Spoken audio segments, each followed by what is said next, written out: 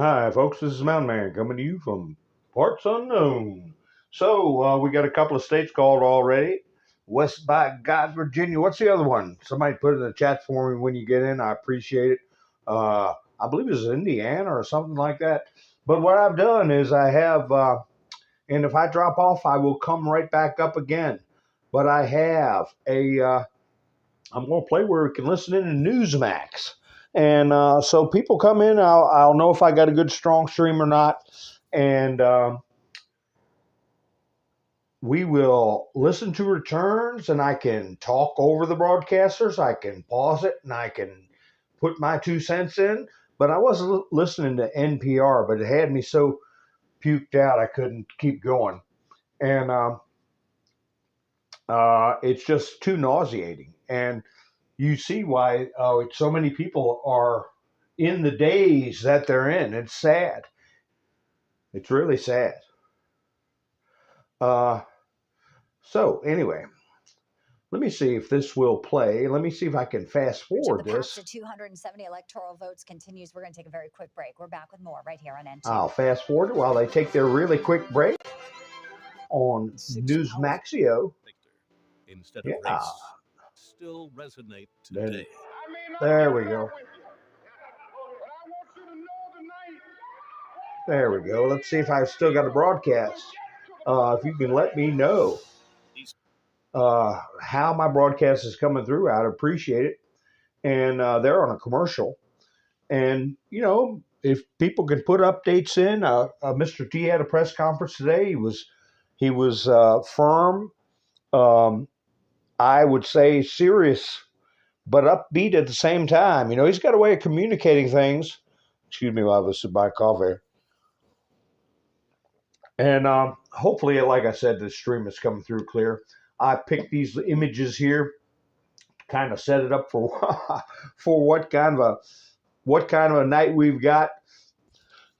We got a young man with a mega hat hitting the chaos button, and Bigfoot. I'm more believable than 81 million votes.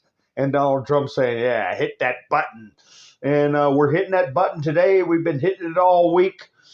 I don't know if I can switch to different videos. I had a different video of Newt Gingrich where he was talking about how the media is absolutely losing their minds. This was last night, and that the turnout today is a must. You know, we got to turn out today. Pennsylvania, their polls are going to close in about 6 minutes. Pennsylvania, but they've already prepared us for having to wait till the next day. But well, let's see how they're doing with these other states.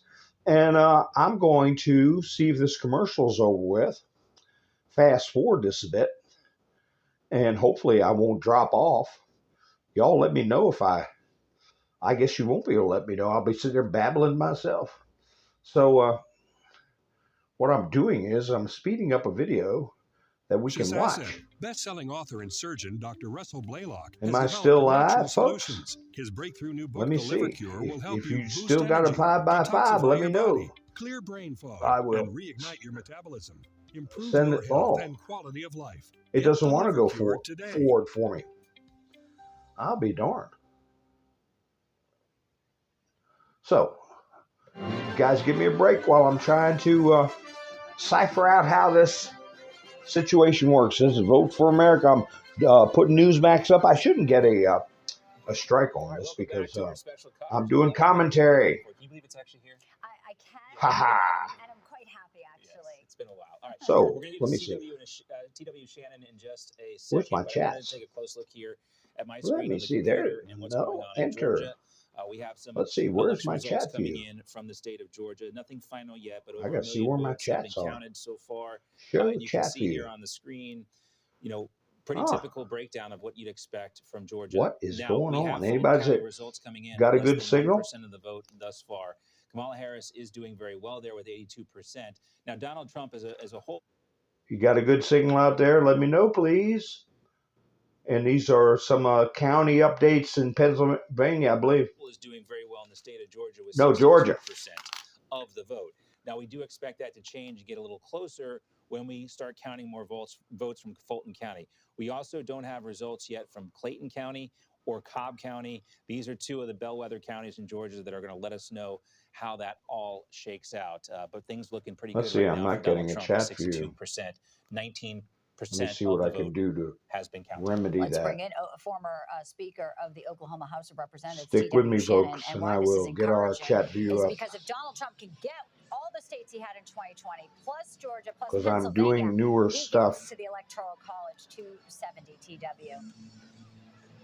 That's exactly right. Hey, I'm here in Florida, and I got to tell you, Bianca and John, the There we go. enthusiasm Chat is view. through All the roof. right, Listen, Chris, how you doing, people have lined up Tank? for Donald Trump for the You last made 4 your years vote 'cause they've count. seen the good Yay! about Kamala Harris. But going back to those Georgia numbers, they're real interesting because Kamala Harris is behind 9 points where Joe Biden was with the black vote. There's been a lot of effort placed on the black vote. They pulled out every black celebrity in the country, and she's still behind 9 points with black voters in Georgia. That is fatal for her right now. And so, obviously, there's still a lot of vote to come in, a lot to go, but it's not looking like It's about time somebody used words like fatal with that bunch. a good night for Kamala Harris in Georgia based on that early exit polling right now because of her underperformance with the black vote. Donald Trump has broken the wall with the black vote. He has transformed the Republican Party into the party of the working class man and woman for everybody, not just black Americans, but all Americans. All right, T.W. Shannon, also Newsmax contributor, one of our good friends. We see him frequently on our programs. We do. He's a We'll be smart checking guy. in with you in Florida, and obviously Oprah Well, he sounded pretty upbeat, wasn't he? was part of the closing arguments. Really not in touch with a lot of the hardworking folks in America. Yeah, we heard from David Harris Jr. too, talking about this. The lecturing at the last minute for these votes not necessarily going to work. All right, we're going to be back. We got plenty of coverage for you. We're going to be here for a little while, maybe until 2 a.m. We'll be with you all night. Stay tuned.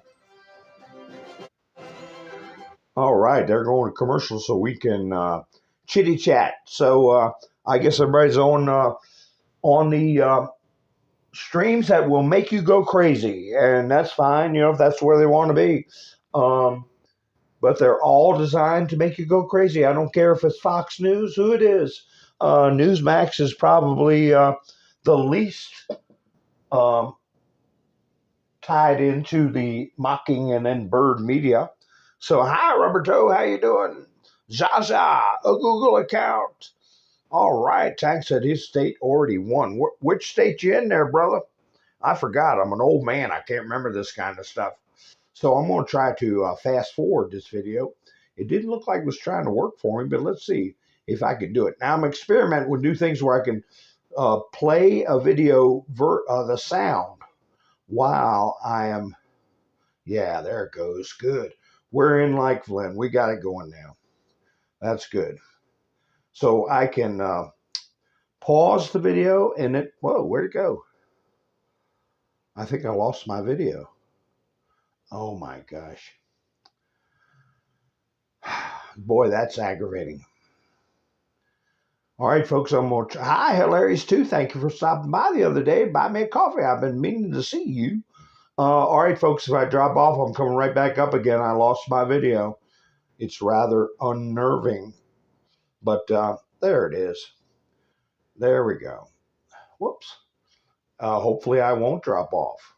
I got to be quick about this stuff, That still persists in America. All right, so am I still live? Am I still live? I only way I know is feedback from the crowd.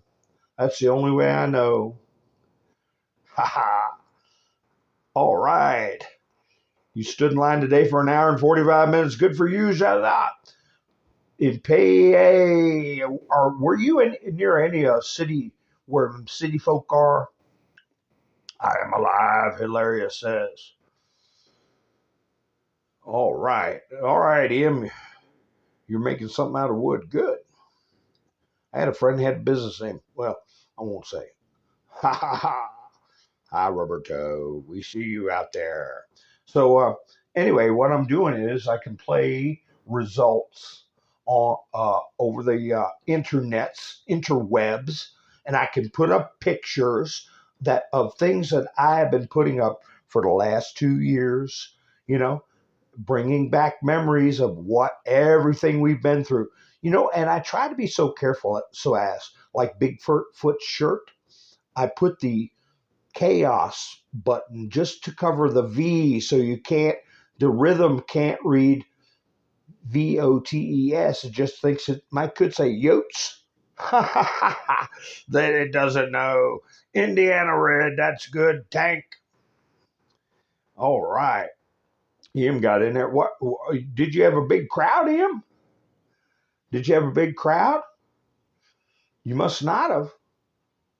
I'm going to go ahead and get this video caught up and play it so we can hear more results. Surprised not only that and Information you need. Oh, this is Newsmax they're wants you still to doing the have commercial. Dynamo emergency Still band doing the radio. commercial. It doesn't need batteries and works I in should any set it at emergencies. It 1.25. retails for $30. But if they You say can get something it with the important, we'll be free like, what'd they say? What'd they Call or say? go online. I heard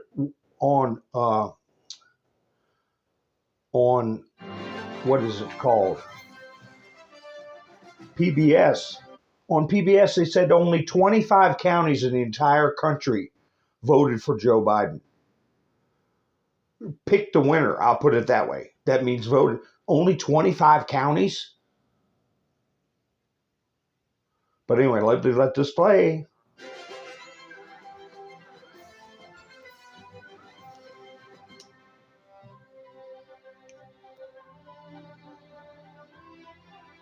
Polls are closing at 8 p.m. You can see the states there right now where polls have just closed. As of 1 minute ago, we are seeing some 8:02. results. Yes, it is. Wow. It's going to be a long night, but a fun one. We're calling some races here already. Indiana for Donald Trump, Kentucky for Donald Trump, South Carolina, and West Virginia going to Donald Trump. Kamala Harris, we are calling the state of Vermont. Yes, we're talking about these polls that were closing. Of course, one of the states that everyone is hyper interested in is Pennsylvania.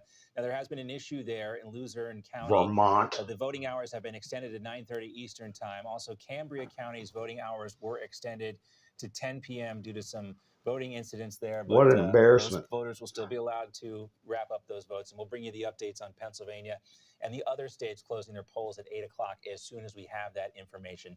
We are monitoring some results here for you.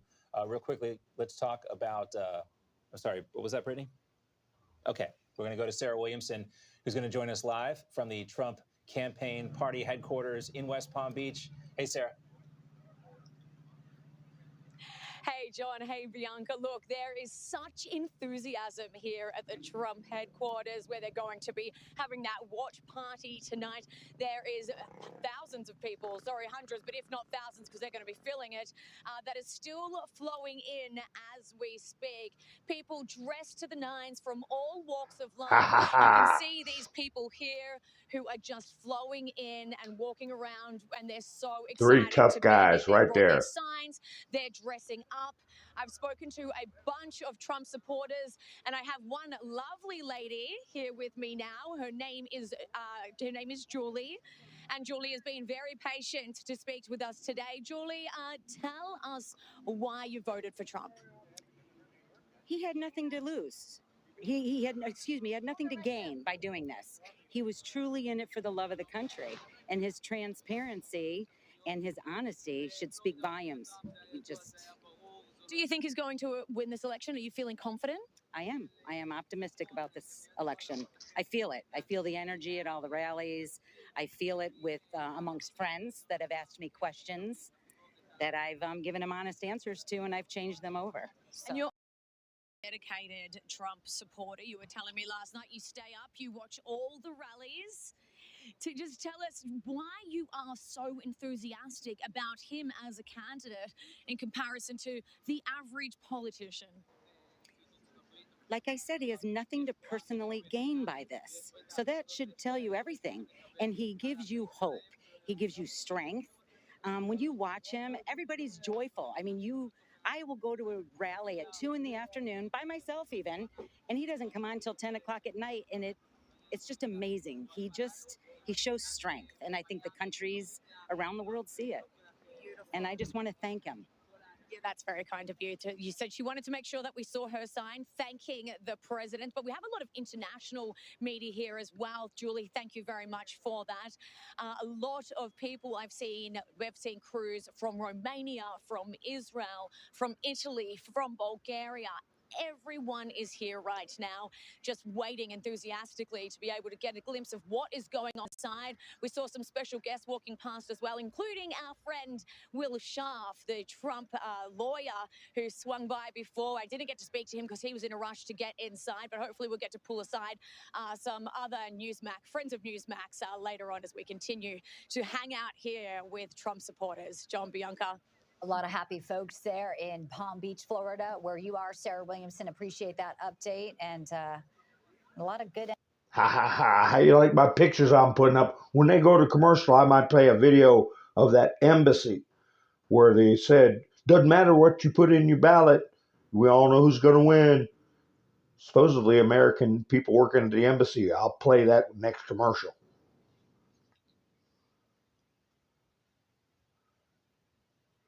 Come on, video. Where's the sound? Did I screw something up? I hope not. Oh, my word. I tell you, this is a pain in the rear end. And I know that the interwebs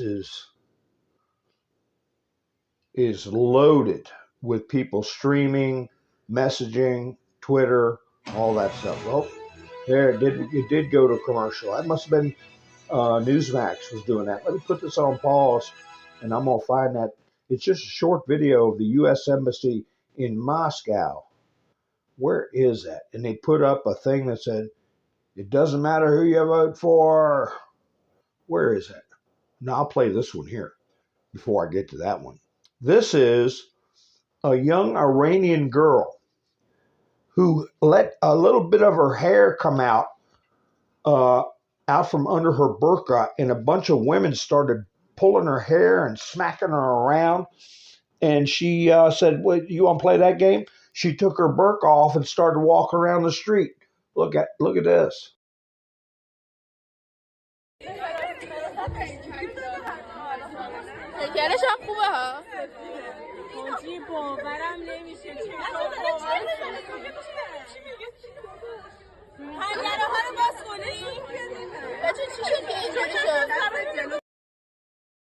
Well, you know, the morality police showed up, and they say they disappeared her. She's probably gone off to some camp somewhere, or they're going to beat her and all that stuff. So yeah, I remember when the Arab Spring was coming around. That was a chance to overthrow the mullahs. The chance to overthrow the mullahs. Now, this is the American embassy. Let me blow it up real big. Well, I guess it's hard to see, but maybe you can read it. I told you the gist of what it said.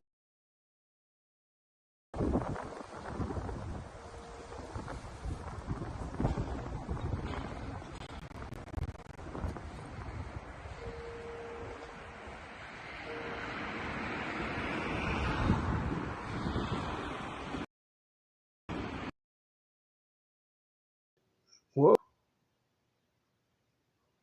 That embassy is going to get cleaned out.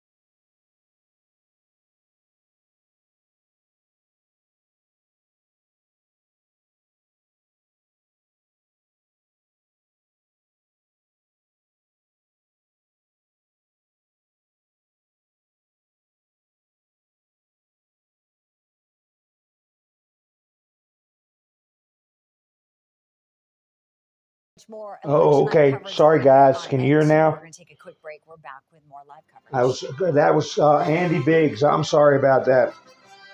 Daggone, and they jump right to a commercial.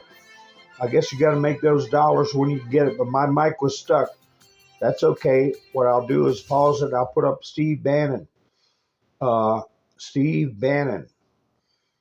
Yeah, I didn't get any. I didn't know it was off. I got the exact same picture. Jesus, let me play Steve Bannon for you. We're not going to back off this because we're right and they're wrong. And if you're gonna let them get away with it, then you're going to lose your country, which we almost did. And if Donald Trump didn't, the moral courage of one man who now is going to get sentenced to prison on 34 phony felonies by some hack judge in New York, has got a bunch of other felonies against him, all made up. If he didn't have the moral courage, they sit there, talk Huie, and these guys talk about moral courage and this courage. You show me the whole Republican establishment, Mitch McConnell, all those scumbags, you add it all up. They don't have an ounce of the moral courage that Donald Trump has. And I don't care if he says some things that sometimes strike people the wrong way. God bless him. We're not going to stop. Some people, look, this fight's not for everybody. I got it. Going to federal prison is not for everybody. And I keep saying, if you're not prepared to have them throw you in a prison, then you ain't going to be one of the guys that sit there and say, no, we're taking our country back. They think they can break you. The moment they can break you is the moment we lose this country. They didn't break Trump, and they're not breaking MAGA, and they're certainly not going to break the Warren Posse, and they ain't going to break me. Because they're liars, and we caught them in a lie. Have you seen a firewall? You ain't seen it because it don't exist. There you go. We'll see. We got it going on. Let me see what the NPR people are at. Sorry about my volume going out earlier. This is a new situation for me. But as long as you hear me now. Springs, Florida right now, another place you want to be if you're in the Rick Scott campaign, because he has a victory already up on the board. Our correspondent Dante McGlone is standing by there with our first victorious senator of the night. Dante. Hey, Dante. Hey, how are you, John and Bianca?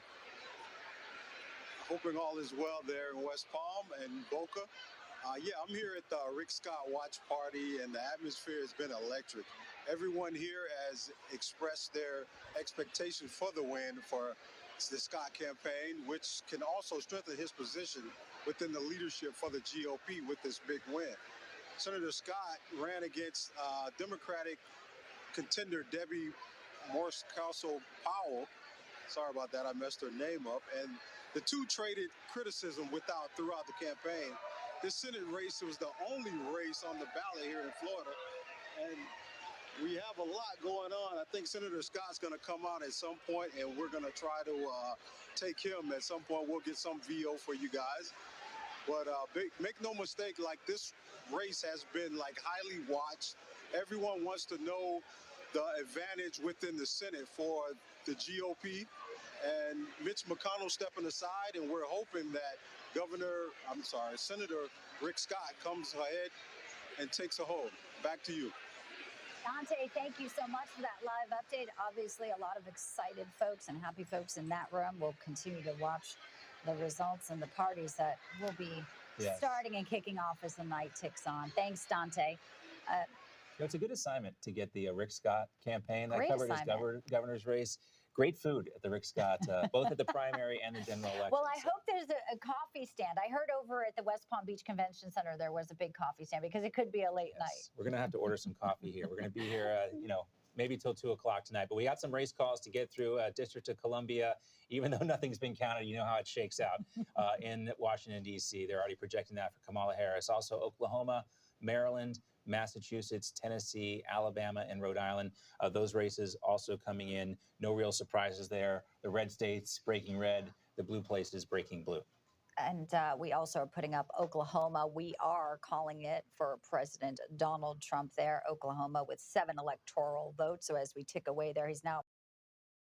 And also we're calling Maryland for Kamala Harris. Not too much of a surprise there as well. We'll watch that Senate race too in Maryland too. Larry Hogan, the outgoing governor, he's running for Senate there, and he's basically running on a split ticket, telling people, oh, "We know you're going to vote for Kamala Harris, but don't forget to vote for me as well as a Republican." Popular governor, could cross over and win there. Yeah, some of those down ballot races like Bob Casey in Pennsylvania running against McCormick, the Democrat running, saying, putting ads about him and Donald Trump because of, the way people wants to have the split ticket.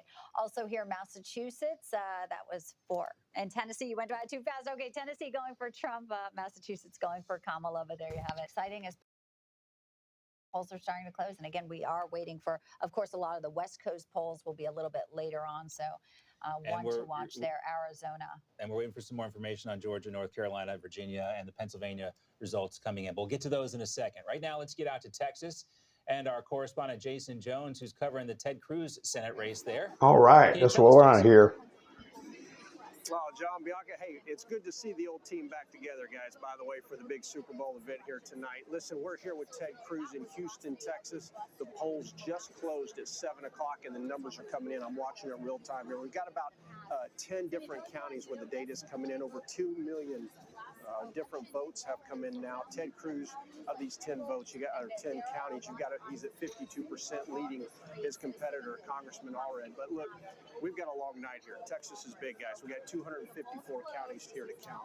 So it's going to be a while here, but I can tell you the enthusiasm here, as you can see behind me, it's alive and well, and we'll be reporting on it the rest of the night. But the data is finally coming in. So the campaign's over. Now it's a matter of looking and see what the numbers are and what the voters really had to think about. This open border that we covered on your program for so long and all the issues across this nation. Back to you. Yeah, and all of the lives that were lost at the hands of illegals. I think of Jocelyn Nunn appearing in an ad with Donald Trump, the pure emotion there, Jason. Good to have you in. I know you're watching the crowd there and talking to lots of Cruz supporters, so we'll be checking back with you throughout the evening. Thanks, Jason. Great to be with you. All right, stick around. We continue to monitor the states. More election results coming in. States like Pennsylvania, Virginia, North Carolina. We're all on pins and needles. A live look for you at the Donald Trump party in West Palm Beach, Florida. We'll check in there as well. Stay with us. Well, it's the volume. I got the volume up as high as I can get it, as long as you can hear my voice. But I guess anybody else have a volume problem? How you doing, Pappy Two Bears? Nice to see you. Yeah, I'm enjoying the ride. Look, here's the type of person that is voting for Kamala Harris. Right here, this person, we got a commercial going on. Jan Vote Early Rubin. I told y'all about her the other night. The MAGA squirrel deserved to DIE.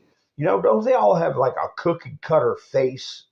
Kind of look like a cross between Mark Cuban and Rachel Maddow. I don't know what the hell's going on with them. Here, somebody put this out confirming what I had heard. I grabbed a screenshot of it. Breaking news. Elon Musk files $80 million lawsuit against Whoopi Goldberg and The View.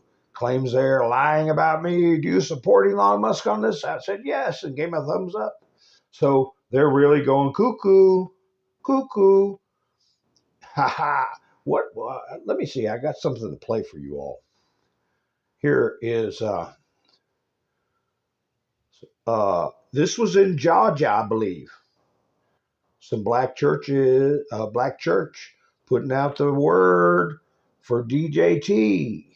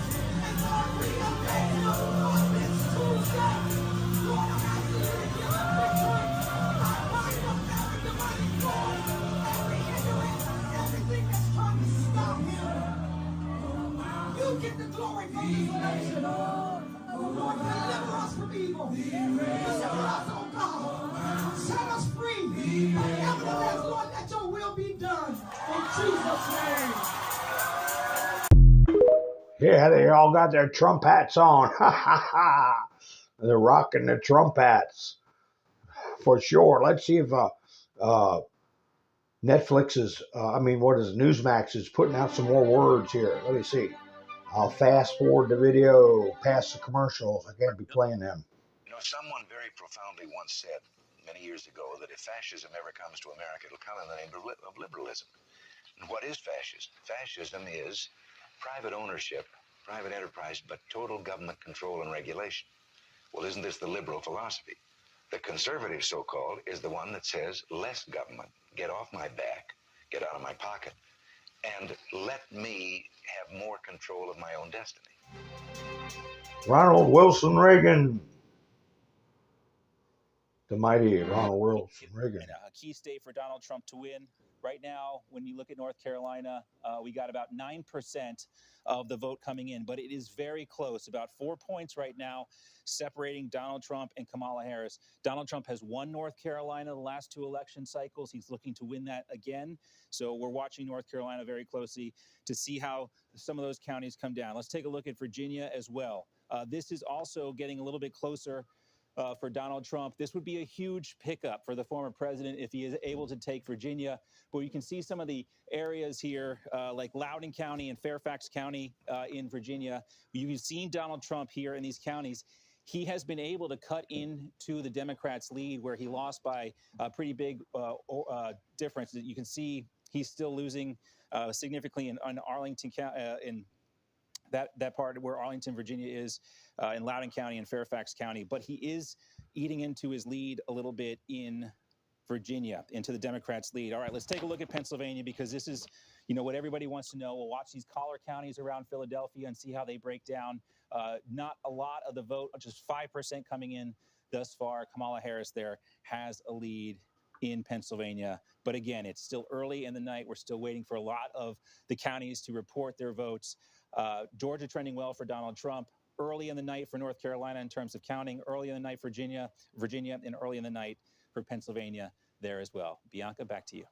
A lot of this, John, is what we've been seeing is early voting. There had been record turnout in states like Georgia and other places. We know that a lot of folks have been already at the polls, so not just today. And when you look at some of those counties in Virginia, not surprised. I mean, Loudoun County, some of the things they're talking about is, boys and girls sports. Hey, And Benjamin. The story with Scott Smith, which really, maybe was the reason Youngkin won governor. And these are the types of issues that Americans are looking at and saying the progressives and the radicals pushed it maybe a little bit too far here with their trans agenda. Obviously, Virginia being in play for Donald Trump, and it's still early, but looking at some of those counties, looking at them being red, very interesting as well. Could be an indicator, things we're watching very closely. Live here on your screen are the crowds that are already gathering in West Palm Beach. This is the convention center just up the road and across the intercoastal from beautiful Mar-a-Lago. And a lot of the folks there will be gathering, hoping to see a speech from Donald Trump tonight. But we watch, obviously, a lot of polls still open in the western part of our great nation. So there is still time for people to vote. And also, if you are in line, you have to stay in line, because even when polls close, if you are in line, you will be able to vote. So you Hold look at all the those line. hats there, some of the dark MAGA hats. We know Elon Musk is also with Donald Trump over at Mar-a-Lago. So what an exciting night, and what a historic night. As we continue our coverage, pleased to bring in right now the former Lieutenant Governor of New York, Betsy McCoy, who has been writing about some of the issues that are really on a lot of voters' minds, but also one of the wedge issues. I want to talk to you about abortion, Betsy, because Kamala Harris obviously has tried to use the issue with younger voters. But you have actually called out some of the issues that this may backfire on them, as this being sort of the main issue when people can't afford gas or groceries. And a lot of women are the main caretakers of their family. Well, let's also look at it this way. Kamala Harris's claims about abortion are a big lie, probably the biggest lie in this election. She has said again and again that former President Trump will support a national abortion ban. And she claims that if she is the president, she will codify Roe v. Wade. Neither of these things is constitutionally possible, because what the Supreme Court made very clear, is that regulating abortion is not within the enumerated powers of the federal government. Read the Constitution. Regulating abortion belongs only to the states. So even if Donald Trump had an inclination to ban abortion, which he does not, it would be impossible. The Supreme Court would strike that down. And furthermore, the Supreme Court would also strike down any attempt by Kamala Harris to codify Roe v. Wade. So that's why it's the big lie in this election. Yeah, I've even heard some of the surrogates for her saying that today, and you have to push back the gaslighting that's been going on, but not just with abortion, be the border, her lightweight, barely any policy. She's never done a news conference, not one single news conference in this election cycle. Pretty incredible. Yeah, and Betsy, part of Donald Trump's closing argument was that he wants to make sure women are protected from migrant crimes. How effective do you think that was in terms of a closing speech?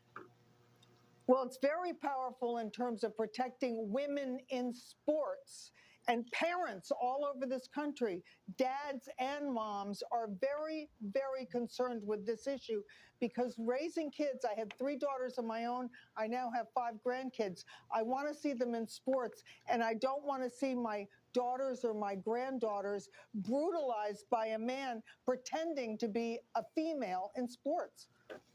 No, and that's kind of what we were picking up on Loudoun County in Virginia. That was a big issue. And it also got to the point where when parents went to school boards and complained, they were being called domestic terrorists by the Biden-Harris DOJ. So these past 2 years, there's been so many flashpoints. New York, for one reason. I mean, the state has been, hurting the sanctuary cities of New York City. You have migrant gangs, 11 years old, and they're so young. Betsy, they can't be charged as adults. So you have all those radical DA policies now and bail reform. These kids aren't even being charged, yet they're running street crimes like, transnational gangs. That's right. The impact of the border on crime, on street safety, on public schooling, the impact of the border is affecting people all over the country, even as far away from the border as New York City, Connecticut, Maine, very affected by the border crisis. Maine is a poor state, and yet the taxpayers in Maine are spending their money putting migrants from Africa in motels when they can barely afford to pay for a room for their own families. There's also, you've written about sort of concerns about disease, too. And, they weren't getting I have a piece coming out tonight about tuberculosis. Okay. Tuberculosis is coming across the border, Bianca. And, we won a war against tuberculosis in the 20th century. Americans should not have to fight that war again.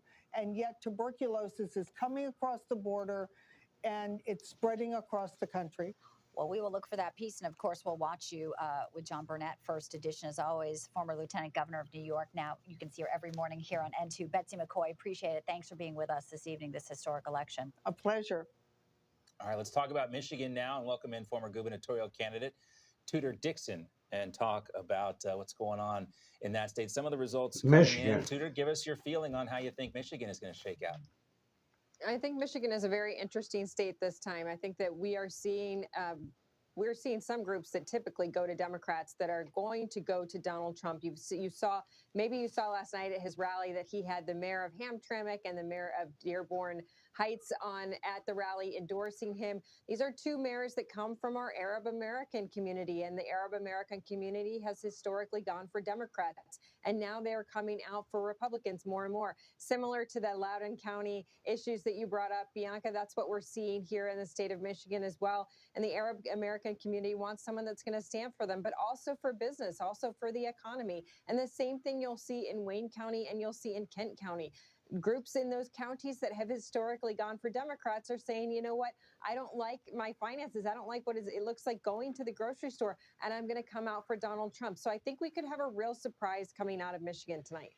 Arab American vote for sure is fascinating, and the black vote was Donald Trump's gaining some serious ground. At least we see in Georgia as well. We'll see if that continues over to Michigan. But let's talk about the car industry as well. All those EV mandates. Donald Trump, when he said it would be a bloodbath for the auto industry, of course, the liberal media tried to misconstrue, like they always did, his words. But we know that industry and the auto industry, especially in Michigan, is such a key issue for folks in the American workers who are struggling very, very much in this day and age under Biden and Harris, Tudor.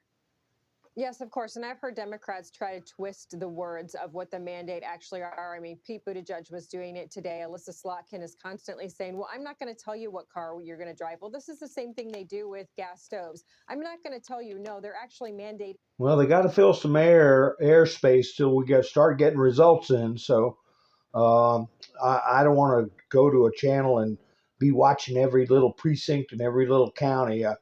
But I'll keep playing the Newsmax stories till we get some results in. It behind the scenes. So the automakers have got to switch over, and eventually we will all have to switch over to EVs. But as Donald Trump said when he said that, well, that would be a bloodbath for the industry, he was saying that because take a look at what you see in Germany right now. You just had Volkswagen announce last week they will probably close 3 factories and lay off tens of thousands of workers because they cannot compete with the Chinese vehicles that are now in Germany. And this is what Donald Trump has promised the workers of Michigan. I will not let these Chinese EVs come here. I will not let your jobs be taken away. And you saw last night the United Auto Workers were at his rally in Grand Rapids saying, we're with Donald Trump. Yeah, that's where he's closed, not this election cycle, but also 2020 and 2016 closing in the state of Michigan. And it does feel that there is this referendum on the establishment, that this is sort of the elites versus the working class, any way you slice it. You mentioned Alyssa Slotkin, obviously Mike Rogers, the Republican running against her. If he were to win, obviously that's another seat in the Senate. These down ballot races, not just the White House we're looking at, Tudor, but a potential GOP takeover of the Senate, which would be incredible, especially in light of what we've heard from Kamala Harris, which is we will look at the filibuster. Right. Well, I think what they've done is they've tried to fearmonger. They've used abortion. They've overused abortion now, especially in the state of Michigan. It's enshrined in the Constitution. There's no changing that law or the Constitution in the state of Michigan. And so they've overused that, and they haven't come out with another option. They haven't come out and said, well, actually, we're going to offer you something else. And the people of our state, at least, have said, we understand what you're doing. We know you're trying to manipulate us. We know you're trying to scare us with this message, but that's not a message here in Michigan. So what are you offering us? And it's turning out that they're not offering anything. And that's why you'll see Mike Rogers will have an advantage tonight. But honestly, I think it will be very interesting to see not only what happens on the national level in Michigan, but the state level, because we've just had people lying and fear-mongering on the Democrat side for so long now, and the Michigan people have figured that out. Yeah, a lot of people wise to it this time around. Tudor Dixon, always great to see you. Thank you. Thank you.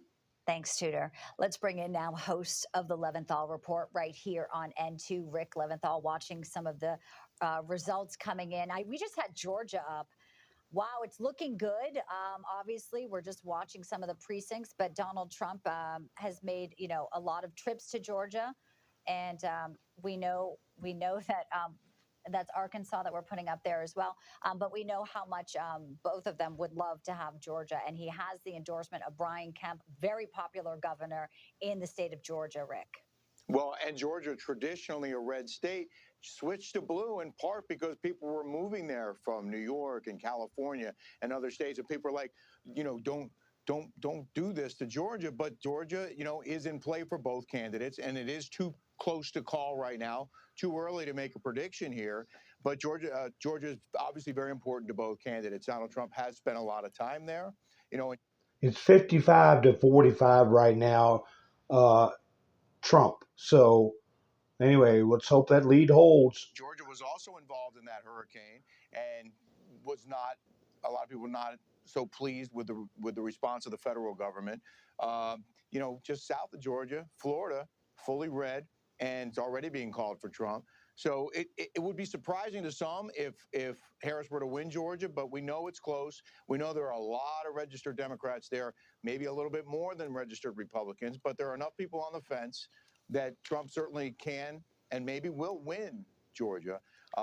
Pennsylvania may be critical. Of course, there are several swing states in Pennsylvania. 57-42 in Florida all right now. So that looks like a lock. Pennsylvania, probably the most important one, and I'm eager to see more numbers come in from Pennsylvania. The other thing that I know is challenging for all of us is how some states count more quickly than others. Some states are very slow to count their numbers, and we're just sitting here waiting. It's a little nerve-wracking, but there's not much else we can do, right? Well, good to have it done right. Georgia voters, by the way, exceeded 4 million mark on Friday. That's when early voting was concluded. Wow. And the Secretary of State, Brad Raffensperger, says this was the most successful early voting period in Georgia history because voters trust the process. So you have to wonder if you're energized to vote, what campaign gave you that energy? And was it Donald Trump showing up in Valdosta trying to, help the people that were there, bringing Starlink from Elon Musk to some of these ravaged areas. And then you had FEMA saying, well, you can't land the Starlink. So the weaponization really not just to Donald Trump, but some people say to the action. Well, you know what Newsmax's problem is right now. They're talking and they're not reporting the figures. They're putting on the screen real big letters that talk about stuff we already know about. Maybe I shouldn't have gone with Newsmax, but we're stuck with them. But I will put up. I will read the stuff off while she's babbling. American people who are hurting. Where were the leaders? It was pretty incredible to see Donald Trump show up and kind of facilitate some of that. They claim Harris is up 53-45 in Jersey. Early returns. We'll see if that holds. Part of why I think people in Georgia maybe have recent recollection of he was here just when we needed him. And can we just take a step back too and talk about not just the early voting, but the limited lines today? And you heard so much fear mongering from Democrats about the elections process in Georgia and these election integrity laws that they put into place and how it was going to make it too hard for people to vote and it was going to disadvantage certain demographics. Obviously, that's not the case. You won't hear any of these people like Stacey Abrams who... They're putting these numbers up in Pennsylvania. Harris 72%, Trump 27%. They're dumping their good numbers out early. Is all I can figure. Well, talked about this being Jim Crow 2.0 and all the pundits you heard, Jim Crow on steroids. You're not going to hear any of them come out and say, you know what, we were wrong. It actually is very easy to vote in Georgia, and they've proven that because we've had this record turnout over and over again, not just this cycle, but the last cycle as well. One of the things that struck me is how many states don't require photo IDs to vote. Half the states don't require a photo ID. More than half the states. I voted in California. All I had to do was walk in, tell them my name, my birth date, my address. They said, okay, you're good to go. How easy would it be for anyone to know their neighbors or their friends or their family members' birth date and address and full name and then just vote for them? I'm concerned about that. I think if you have to show your ID to buy something or to get alcohol or to check into a hotel, you should have to show your ID to vote. Governor Newsom made it illegal for them just recently to ask for voter ID. And why it's also so, concerning is that there are illegals with driver's licenses, and there you have it. So that is one of the things in California that I know a lot of folks were concerned with as well, Rick.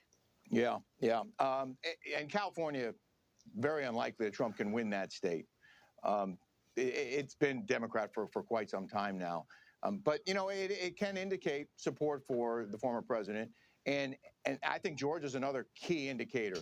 If he can win Georgia, that will show you that even states that are turning blue now, that he can win those states. That's a great sign. He had the best rallies. They're showing North Carolina Harris with 50 and Trump with 49 while these people are talking. They should be reporting on the returns. I don't know why they're rehashing stuff we've all heard about. I might close this stream and find another way to do this. Obviously, of either candidate, he would fill those arenas, fill those rally sites with thousands and thousands of supporters who would line up for hours. Go ahead. I don't want to cut you off here, but I feel like we need to, because can we just put North Carolina back up on the map? We just showed how Donald Trump has been closing in North Carolina, something we've been talking about. The urban area votes, Charlotte, Raleigh, they have come in, but we're starting to see the rural areas of North Carolina, and it is razor close right now. If we could update this, the graphic I have here on the screen is Donald Trump has just moved out to a lead in North Carolina, but it's 50-50 basically here on the screen. But this is how it's going to be throughout the night with states like North Carolina, which It's Donald only Trump 14% reporting, so still a little bit early on. Yeah, I got 16% here on this. It's the same information, just a Well, the polls are closed in North Carolina. little bit more quicker here, but this just shows you how things are moving very quickly. And we made the report with the point earlier about how uneven the playing field has been. And I think it's worth reminding people, if they don't already know this, how negative the coverage of Donald Trump has been by the mainstream media and how positive it's been of Kamala Harris. It really strikes me as very unfair that it's okay for reportedly or supposedly neutral news organizations to go full on in support of Kamala Harris and full on negative on Donald Trump. And it's disheartening to me that people are getting their news filtered before they can get it. And, you know, obviously on opinion shows, like my show on N2, the 11th Thought Report, I'm going to give my opinion. But mainstream media, mainstream newscasts and newspapers, they're supposed to be down the middle, and they haven't been. And they've given Harris a big leg up, I think, because a lot of people maybe aren't seeing the flaws. They're not hearing the stories about stuff that she's done and contributed to that has hurt Americans. And, you know, we're going to have to wait and see whether that message actually gets through or not. Yeah. Joe Rogan, I believe last check was about 45 million views, and Donald Trump did 3 hours with him. He invited Kamala, but that scheduling conflict, funny how that works out, Rick. Great to see you. I know you're sticking around with us for the entire evening and maybe some early morning hours. Thanks, Looking forward to it. Thank you. Overtime. Yeah.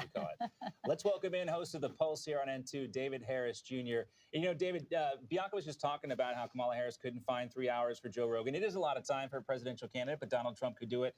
Although she was able to rearrange her entire schedule to fly to New York City last Saturday for that, you know, it was something we'd seen it before on Jimmy Fallon. Donald Trump did it, but she did that the whole mirror bit on Saturday Night Live. Well, she did that because it was scripted. And it's pretty easy for her to seemingly follow a script. We've seen the word salads that come out of her mouth when she's not following a script, when she's literally trying to figure out what to say or how to say it without saying the same thing over and over and over again. So the fact that Joe Rogan threw out there that she could have a sit-down discussion with him for 2, potentially 3 hours, as President Donald J. Trump did, there's no way that her campaign would allow that to happen. Joe, I believe, actually even said that they were trying to throw stipulations in there, like you can talk about this, you can ask about this. These are some of the things that you can talk about. And Joe said, absolutely not. We're not going to do that. You're going to sit down with me and have a talk, or we're not going to do it. And President Trump did that over and over and over again. How many sit-down interviews did he give with mainstream social media influencers or mainstream individuals like Joe Rogan, like the Nelk Boys? He just continues because he's a real guy. He's a real man. And the fact that we're even this close, it just still baffles me. John and Bianca, it baffles me that we are looking at a race between a woman that was selected. She didn't win a nomination. Nobody voted for her. And yet she's somehow the champion of democracy going up against the former president of the United States that, as Rick just shared, is packing stadium after stadium after stadium. He's up by 13 in Florida, and they just showed a screen grab where he's up by about 3 points in North Carolina. That just flipped from a 50 to 49 Kamala lead. It's now Trump ahead by 3. What we're truly seeing, he's going to walk with North Carolina. The elites can pull off this psyop on the American people, lie like they do on legacy media, get the people to believe what the New York Times is saying, all the WAPO, all the journalists that are completely hell-bent on calling President Trump Hitler, and then see if the individual that they've installed to run for president on behalf of the Democrat Party, see if enough people out there will actually throw out the fact that she didn't go through a nomination process and just vote for her anyway. It's seriously stunning to me. You know, it is that this stunning. is where we're at. Yet this is exactly where we're at. It is, but in the truncated election season that we saw them swap out Joe Biden, they kicked him out. It was a real eye-opener, I think, for a lot of Americans, David, to the fact that, yes, they covered for him, legacy media, and then they put her in. Obviously now trying to sell her as the candidate, as you said, going on softball interviews, never doing any press conferences, not accessible. Even yesterday, closing arguments, same speech every time, only about 9 minutes. Yeah, there was one pundit, a surrogate for Kamala Harris today, was talking about her winning. And instead of saying winning the White House, they talked about installing her in the White House, maybe a Freudian slip. But it does, I mean, I think it does speak to, there was never a moment for Kamala Harris in the campaign trail when you think about a Bill Clinton, I feel your pain kind of moment. She never broke through. She never had the opportunity, or she had the opportunity, but she never, capitalized on the opportunity to really have that real moment with voters. And we'll see if that affects her tonight. Yeah, I think we will. You know what? I hope the American people. I hope the American people see that we've got the smartest man, seemingly smartest, wealthiest, richest man in the world, Elon Musk, landing rocket ships, doing something that's never been done in the history of mankind before. Vivek Ramaswamy. We've got Tulsi Gabbard that left the Democrat Party. We've got RFK Jr. that was actually running for president himself. That's very presidential. Along with J.D. Vance, we've got and I'm hearing Rand Paul as well. They're saying, hey, let's bring in these individuals. This is a top tier team of people that are going up against Beyonce and Oprah and Cardi B. Well, certainly and not people that are booty insiders. shaking and talking about vulgar stuff. It's like Certainly not career add him and all the other elites out there that are. All right. The Diddy list goes on and on. All right, David Harris Make that a 15-point lead in Florida. Jr., we will, of course, check back in with you as the night progresses here. Thank you. Thanks, David. Now we're going to check back in with John Huie, who is at one of the hottest tickets in town, and that is the watch party over in West Palm Beach at the Convention Center. We've been looking at some of the live pictures there, really filling up inside that room, John. Yeah, it definitely is, Bianca and John. And I've been talking to a lot of the folks here, people that I've seen, people that I know, that I've seen on the campaign trail. Number one, Trump senior advisors, Trump surrogates, but also Trump supporters that I know. And the feeling that the one word that I keep hearing is nervous. People are nervous. They're nervous. They are excited. They feel that Trump is going to win. They're seeing the results coming in, even here in Florida. Basically, Trump winning the state, projected to win the state at this point. Even Miami-Dade County, by the way, John and Bianca, and I don't know if you guys have talked about this, but Trump won Miami-Dade County, which is a pretty big deal because Miami-Dade County, Broward County, Palm Beach counties have traditionally gone blue. That is up until really we started seeing a shift back in 2020. And then in 2022, during the midterm elections, Governor DeSantis did very, very well down here in South Florida, particularly Miami-Dade County. Well, Trump has taken the county. Why is that a big deal? Why is that of an interest? Because of the huge Hispanic Latino vote and the possibility that could be a gauge and certainly something to look at, and nationally as well with the Hispanic Latino voters. As I'm looking at the numbers here, it's very, very close in Palm Beach County, really neck and neck with about 93% of the votes coming in. Broward County, it looks like Harris is taking Broward County. I thought for a minute ago that Trump was taking Broward County too, and my eyes almost jumped out of my head. But it looks like at this point it's still going blue. But again, Miami-Dade County is a big victory for Trump because it shows that he's getting that Hispanic, very important Hispanic Latino vote. Not only Cubans, a younger, new generation of Cuban voters, Republican voters, but also in Miami, you see Venezuelan, you see Brazilian, you see a lot of South American voters coming in as well. So that could be a good gauge of what we may see nationally. But here in the room, a lot of anticipation, a lot of people that are nervous, a lot of people that are anxious, but certainly excited that we're here, that we're at this point after, it's been a long, tough road, but here we are. Big night, extraordinary and historic night, you guys. Back to you. John, there were a couple big ballot measures, too, on the ballot in Florida, a ballot measure for abortion access, a ballot measure for recreational marijuana. How are the results looking on those two issues? It looks like Amendment 3 is going to pass. Amendment 4, I don't think is going to pass. I haven't seen the latest on that, so I can't really speak to that. But it looks like people are supporting the measure to essentially legalize cannabis, legalize marijuana here in the state. But there's been pushback, I believe, against Amendment 4. But don't hold me to that because I haven't seen the latest on that. I've been kind of focused on some of the other numbers at this point, John. Fair enough. But I'll definitely Trick take a look. questions over here, Bachman. Well, I was hoping that John had, because I have not paid as much Put me attention on to the it spot, either. why don't you? But you know what I'm looking at is Virginia. Virginia has 13 electoral votes. Virginia right now, about 43% reporting. Donald Trump is ahead of Kamala Harris in Virginia. D.C. suburbs, you know, it could be an indicator of something. That is one of the states that was not expected. Woohoo! What did I say about Virginia? He's ahead right now, but you still got those Northern Virginia places to report. Loudoun County, Fairfax County, all the stuff they talked about earlier. To break Donald Trump's way. If it was, it's 13 electoral votes. You're talking about Virginia, or you're talking Virginia. Yeah, Virginia.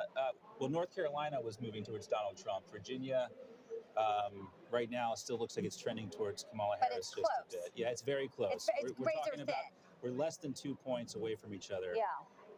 But much closer than it was in 2020.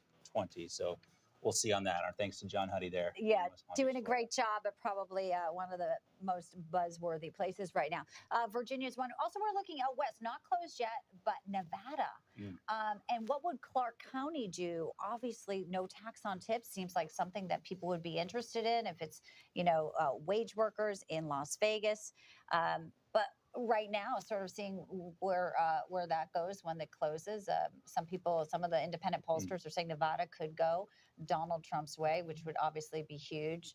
And, these are some of the little places, even New Hampshire, while it may not go his way, they've been looking at, kind of some of the, if he's keeping it close, Sure, much closer than Joe Biden was. I mean, that's sort of how much trouble could she have been in these places that usually go Democratic easily. Yes, let's go ahead and take a look, if we can, real quick, at the map for North Carolina in particular. And that's what we're waiting on, how that's going to break down, because this has changed over the last hour. I'm going to just zoom in a little bit on this. You can see where the votes came in.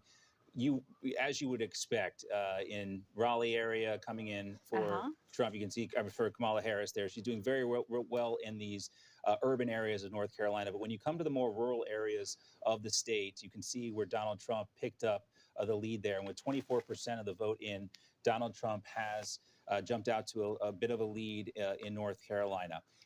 Same thing in Georgia. Donald Trump has a bit of a lead there as well, something we're watching very closely. We got 63% of the votes coming in. And again, this is kind of shaking out like you'd expect, a tightly huddled group of Democratic votes here around the metro Atlanta, Augusta, Georgia. You can also expect Clark County here, where Athens, the University of Georgia, is. But the rest of the state is very red. And what was needed to happen this time around, which didn't really happen in 2020, is these voters had to come out for Donald Trump, and it appears like that's happening. Now let's go back and take a look at Virginia, if we can take a look at that real quick. Wow. And again, you can see most of rural Virginia is breaking for Donald Trump. But when it comes to suburban Washington, D.C., Fairfax County, you see Kamala Harris has a lead there. Loudoun County, we do see that Donald Trump was able to cut into the lead that Democrats Joe Biden actually had in 2020, a much closer result there in Loudoun County. But again, this is an area populated by a lot of Washington bureaucrats, a lot of people that don't like what Donald Trump plans to do if he gets back in office. So the result there is somewhat expected. But Biden won in 2020 by 10%. Yeah. And Donald Trump is keeping pace with her neck and neck. So that is fascinating. And even if Donald Trump isn't able to pull out a victory in Virginia, we'll look to see what that tells us about Pennsylvania. What will that tell us about Michigan? What will that tell us about Wisconsin and how things are breaking out for each candidate in particular? All right, let's bring in some of our guests now standing by with some more analysis of what we're seeing. Pleased to have senior fellow at the American Conservative Union, the host of CPAC Now, America Uncanceled, former White House strategic advisor Mercedes Schlapp with us, and also GOP strategist Joe Pinion. All right, guys, here we are. Historic election. Some polls have closed, others are still open. What is your sense you're feeling with some of the results that we're seeing and also some of the states we've already called? Mercedes, why don't you kick things off for us? Yeah, well, I think Georgia, it looks like President Trump will be winning in Georgia. And looking at all these numbers, what's been very impressive to watch is that President Trump is doing better with black voters. Kamala Harris is lagging behind in the areas that she needs to be doing better in that sort of, Fulton County, Cobb County area. So I think that the Harris folks are I think, very nervous about losing Georgia and North Carolina as well. It's interesting with Virginia. We'll see what happens there, but I think Trump is doing better than expected in certain regions. But I don't think it's in the area of Virginia, but I don't necessarily think he will win Virginia. I think obviously then all eyes are going to shift towards the blue wall, Pennsylvania, Wisconsin, or Michigan, seeing if President Trump can get a win there. Yeah, there's also that key House race in Virginia we're watching very closely between Eugene Vindman, whose brother was obviously involved in the first impeachment of Donald Trump, and Derek Anderson, the Republican in that race, and that's still neck and neck. You have Vindman coming in with 52%, Derek Anderson with 48%. So this is one of those counties, one of those battleground districts we're going to watch very closely. Joe, what has caught your eye so far here at 8:53 p.m. Eastern Time on election night? Look, I think all eyes are on Virginia. It does appear right now cautiously optimistic that that red wall in the South where President Trump has held. Much of the exaggerations from the left about Kamala knocking on that door in North Carolina, in Georgia, I think it was quite telling. You didn't see her down in Georgia or North Carolina over the last 3 days because President Trump appears to have done what he needed to do there. And now all eyes shift north. And it appears, if you look at Virginia, even if he cannot win that state, as a canary in the coal mine, where you can now see that even in the beltway of the beltway, that people have not bought into the hype of President Trump being the true threat to our democracy. What does that mean for Michigan? What does that mean for Pennsylvania? What does that mean for Wisconsin? I think we're getting ready to find out. But if you're President Trump right now, looking at these numbers and looking at Virginia, which don't write them off yet, I think you're feeling quite good, because if he pops the lock on Virginia, we can start probably popping champagne a whole lot earlier than we thought. Well, we'll keep the champagne on ice until we get some results from Pennsylvania. But right? he has multiple paths to 270. And if in 2020 and add on Georgia and add on Pennsylvania, well, there you have it, where it seems like she has less paths to hit 270 there. Kamala Harris obviously too has had issues with a lot of different blocks of voters, black voters, Arab voters, Jewish voters, Latinos. And you have to wonder at some point, the strategy of her campaign, if they're going to look back and say all this name calling to Donald Trump wasn't actually the way for her to sway people over to her side. Yeah, I mean, look, I think that's really going to be the story of the night, which is I think that coalition that Kamala Harris should have kept intact, kind of the black voter, Hispanic voter, women voter. At least for now, you're seeing the black voter and the Hispanic voter not really going for Kamala Harris. You take a county like Baldwin County in Georgia, Trump was up +4 and back, and that's an area where there's a lot of black voters. It's about southeast of Atlanta. Well, Biden won Baldwin County. It was +1 in 2020, and now Trump has really done well in that area. I also want to really look at Arizona and Nevada, where President Trump has done very well with early voting and day of voting, especially in Arizona, Maricopa County and in Pima County. Again, these are areas with a lot of Hispanic voters, so it'll be interesting to see if the more Hispanic voters break in favor of Donald Trump. And of course, if he takes Arizona and Nevada, and he takes Georgia and North Carolina, then he's just missing one of those, blue wall states up there, whether it's Pennsylvania, Wisconsin, or Michigan. So that's where I think Donald Trump is in a much stronger position right now. And Mark Halpern was reporting the other day that Wisconsin, she was struggling. The WOW counties there, it's more rural, it's more white. Yeah. And, we're looking obviously at Milwaukee and certain areas there that may be a little bit more urban, but that she maybe wasn't doing as well as they had hoped in Wisconsin, to your point, Mercy. So Michigan could be in play for Donald Trump, Wisconsin, Pennsylvania. It is obviously we're still, very early in all of this, but there is some trending that makes people feel maybe that's why Donald Trump was so calm this morning and really relaxed. Well, He and ran I the think best also to that- campaign. Yes. Yes, my Well, I sources think inside specifically to that point. my sources inside Mar-a-Lago right now are telling me that the vibes are good. Everyone's very positive. They like the way things are kind of shaking out. Well, I also got a picture. what Elon, about the joy over on the Kamala's campaign? That's where we got to The start. joy. we don't have any.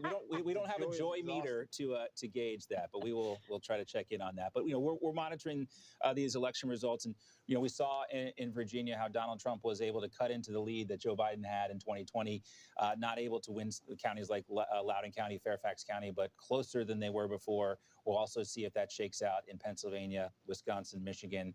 All that data is still coming in, and we're getting that. Here's a live look for you at the Trump campaign headquarters in West Palm Beach. Lots of red hats there. We'll check in with Joe and Mercedes throughout the night. You guys, thanks for being with us. Great analysis. Thanks, guys. Thank you. Donald Trump didn't get back until 5:30 a.m. this morning, landing in West Palm Beach, and then he went to vote. We had it during our broadcasts earlier today. Yes. Both you and I took his comments, and he did seem somewhat relaxed and very positive and upbeat, but he was in 3 battleground states yesterday, 4 rallies just till the finish line there. Energy like no one we've ever seen. Yeah, and the people in Michigan that waited for Donald Trump to get there was like 2:30 in the morning. By the time he finally wrapped up, they were very happy to see him. Okay, we're going to get out now to Jason Jones, who's joining us from the Ted Cruz campaign headquarters. Very important Senate race there in the Lone Star State. What can you tell us, Jason?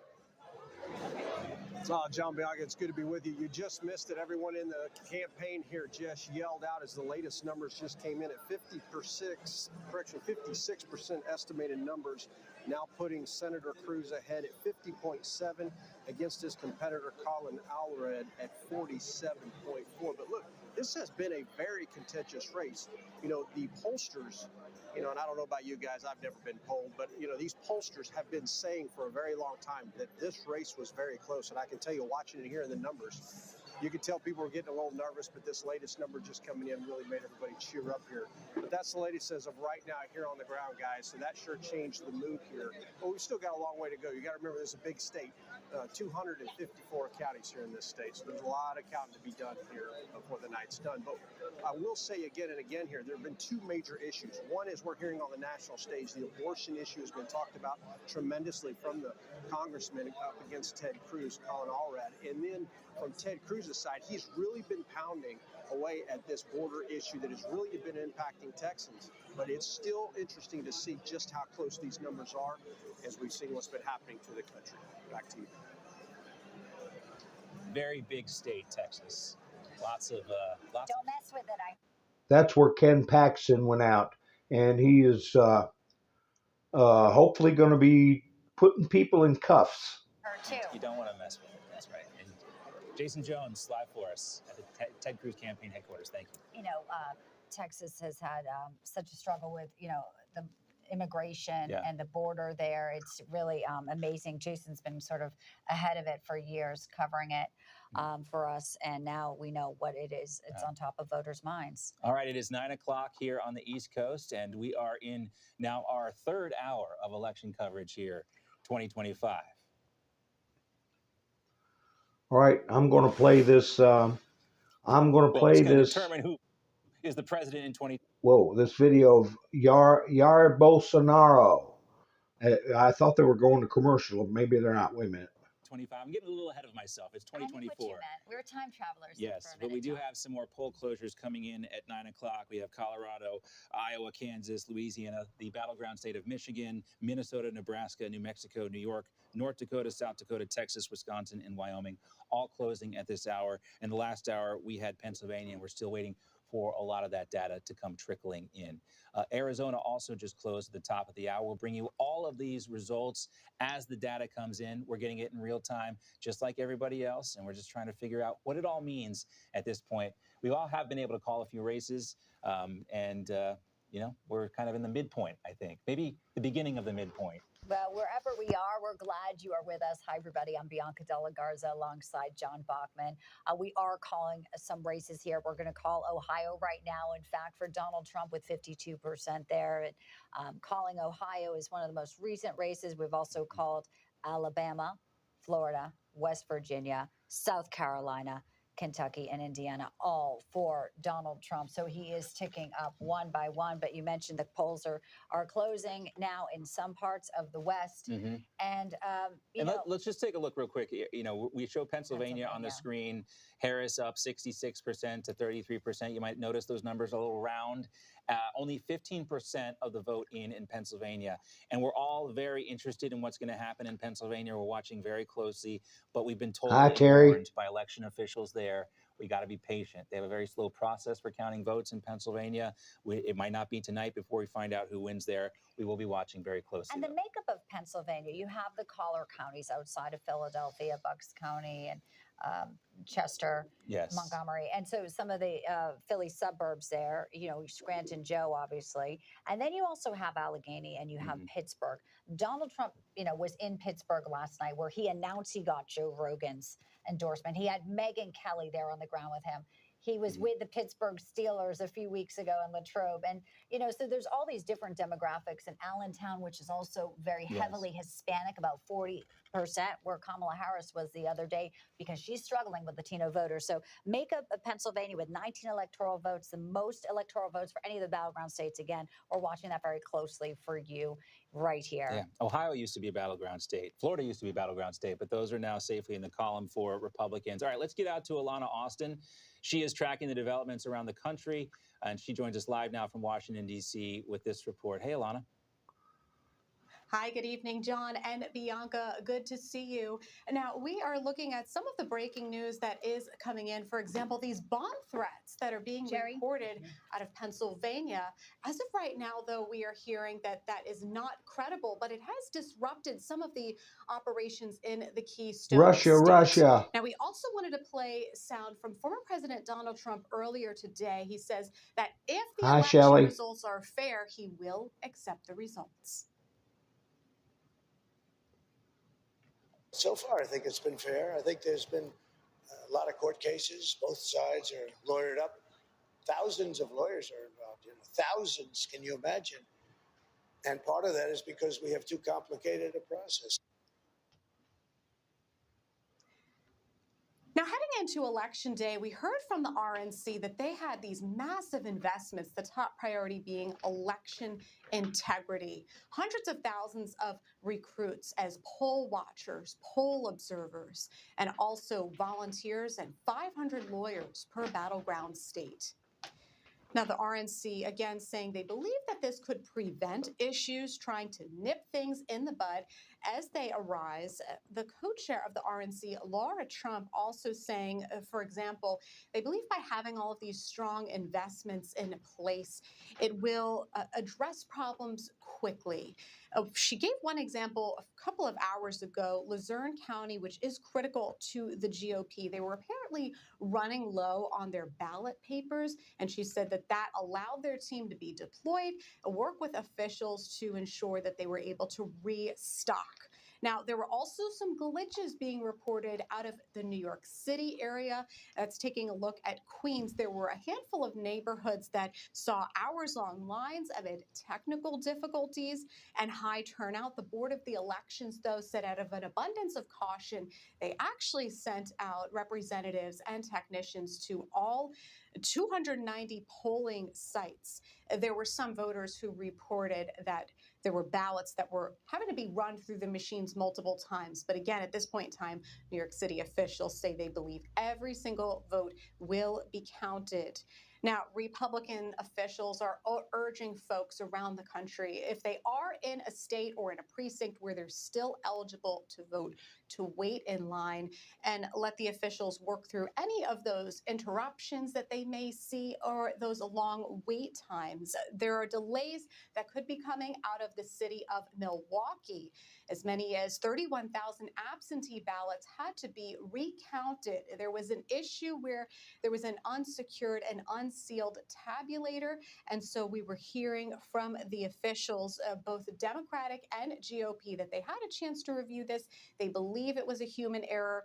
But again, that could delay things. Laura Trump saying that this is unacceptable and it undermines confidence in the systems. She is reporting that they have been monitoring the situation and that Milwaukee has had slow vote counting throughout the day. We're also tracking those threats to the election systems that are pouring in. I want to play sound from the Georgia Secretary of State, Brad Raffensperger, regarding some of those concerns. He believes it all traces back to Russia. I'm not sure if we have time for that, but if not, I'll send it back to you guys, Bianca and John. Good to see you. Well, a lot is happening, Alana. We appreciate that update for us in Washington. Always great to see you. We're watching results. Polls just closed at 9 o'clock. Former Pennsylvania Senator and former presidential candidate Rick Santorum, I believe, is standing by for us right now in our newsroom in New York. Senator Santorum, welcome in. History in progress here of this election. Yeah. How are you reading some of the early results that we have seen? We've called some races Trump's way and some Kamala Harris's. Yeah, I mean, again, you have to look at, you have a lot of other races going on, but, you look at some states, say, well, Trump did better than he did, 4 years ago in Virginia. Well, they weren't really running a campaign in Virginia, so I'm not sure that really matches with how those races are going to come down in the states where they actually ran, both sides really hammered it out. So let's look at one of those states, Georgia. And Georgia right now, and pretty consistently, what you're seeing is Trump is doing not a lot better, but 1 or 2 points better in most of these counties, that in Republican counties than he did. They have a couple of exceptions where he did a little better than that, 3 or 4%. Others where he maybe did, right about where he was before. But overall, he's running about 1 point or 2 better than he did before. And conversely, if you look at Kamala Harris, she's running about 1 point or 2 behind where Joe Biden ran 2 years ago. So what does that mean? Well, Georgia was decided by less than 0.5 point. So if Trump is doing 1% better and Kamala Harris is doing 1% worse, that tells you that it's a 2% race or 1.5% race, and you want to be Donald Trump. So you just have to keep watching that. It's not some people are projecting a blowout. It might be because we still don't have a lot of results from some counties, and they may not be. They may be different than what we've seen in. But if you're looking at what we're seeing right now, I think the Trump folks are feeling good about Georgia right now. North Carolina is still early, but again, what we're seeing there is the same thing, which is Trump is doing just a little bit better than he did before, and he doesn't have to do any better than he did before because he won the time before. So the other state is Pennsylvania, which is closed now for about an hour. And that's my question. People look at that now. Yeah, people look at that state right now. Now that, and I don't know if you can put it up, but what you'll see, it's pretty ugly. Pennsylvania, he's down by a lot. Why? Let's talk about it. Let's talk about it, Senator, because I go through it. I can't put it up here. I have Pennsylvania up here, the current map up on my computer. On the map, if we can punch that up here. And when you look at a county like Monroe County, and you see how that's looking right now. They've got it at 62 Harris, 37 Trump in Pennsylvania. That's what they're going over right now. Zoom in here a little bit closer to that. Kamala Harris has 62% of the vote, and Donald Trump has about 36% of the vote. Now that's about 3 points better for the Democrats than it was in 2020. So talk to us, and this is with only 32% of the vote in. So talk to us about what's really going on here in Monroe County. Yeah, I would say those are pretty good numbers for Donald Trump. And why would I say that? Well, because if you look at the votes, about 32%. All of that data, there might be a little bit, but almost all of that data is mail-in vote. If in all of these counties, these blue counties you see, for example, go down to York County, which is where you see the P in Philadelphia on the map. It's just to the left of that. That's York County. If you see there it is, right there. There you go, York County. So York County is 54% Kamala Harris. Yep. Donald Trump's going to win that county by 55 to 60%, maybe over 60%. So what you're seeing, again, 16% of the vote in. It's a more Republican county, as Monroe is a little 50-50, maybe a little lean Democrat. So what you're seeing is a bigger early vote, more Democrats, a bigger early vote percentage-wise in Monroe County, and it's coming in heavily for Kamala Harris, as you would expect, because the early vote in Pennsylvania came in twice as many Democrats as Republican voted early. And again, York County, Donald Trump's going to win York County, but the early vote, twice as many Democrats as Republicans voted early. So it just goes to show you that if you look at this map, you see some of these red counties. Those are Republican counties and that's the early vote. And even in the early vote, they won. Even though it was more Democratic. So it's way too early. Pittsburgh, the same thing. Allegheny County, if you show that number, again, early vote. And that's why we just sort of have to wait until the early vote. Some counties you look that you don't see anything. They may be waiting to count their early votes. The counties don't have a uniform policy. They may wait to we don't encourage it in Pennsylvania. We actually encourage the counties to start counting right away, but they don't always. Enlightening stuff. No, if you're looking at the Pennsylvania map, don't panic. According to Rick Santorum, for example, York County, which we talked about, went for Donald Trump 61, almost 62% back in 2020. So we'll see how these things change as more of the numbers come in for Pennsylvania. Mr. Pennsylvania, Senator Santorum, great to have you with us. Thanks so much. And we're here throughout the night with Senator Santorum as well. So thank you so much. No, we're watching it very closely. Of course, there are other precincts that, we're also tracking in some of these other, battleground states like Georgia. And right now, we're pleased to bring in a member of the House Oversight and Accountability Committee, Missouri, Representative Eric Burleson, who's up for re-election tonight. So, I took a screenshot the best I could do. Wanda, I don't know where Hayes County is. I don't know what it means, sweetheart. And Wayne's up there. I didn't even get a chance to say hi to Wayne. Thank you, Wayne, for the thumbs up suggestion to everybody. Let me get this. Oh my goodness, I don't want to drop myself out. Oh my. I gotta watch what I'm doing. Oh Lordy. All right, I'm having a hard time here. I'm having a hard time with my stream. This ain't good. I shouldn't try to do this kind of stuff. I don't know why I do it. I think I've screwed everything up. That's what it looks like. Okay, am I still on? Am I still live? I hope so. I hope so. Burleson, who's up for re-election tonight. So,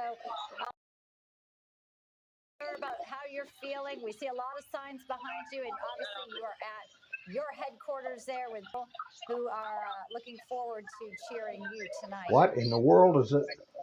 Well, it's good to be on, Bianca, and it's an exciting night here in Missouri. I know that this is Trump country. Folks behind me, this is Trump country, isn't it? So it's hard to hear, and I apologize, but yeah, this is this area.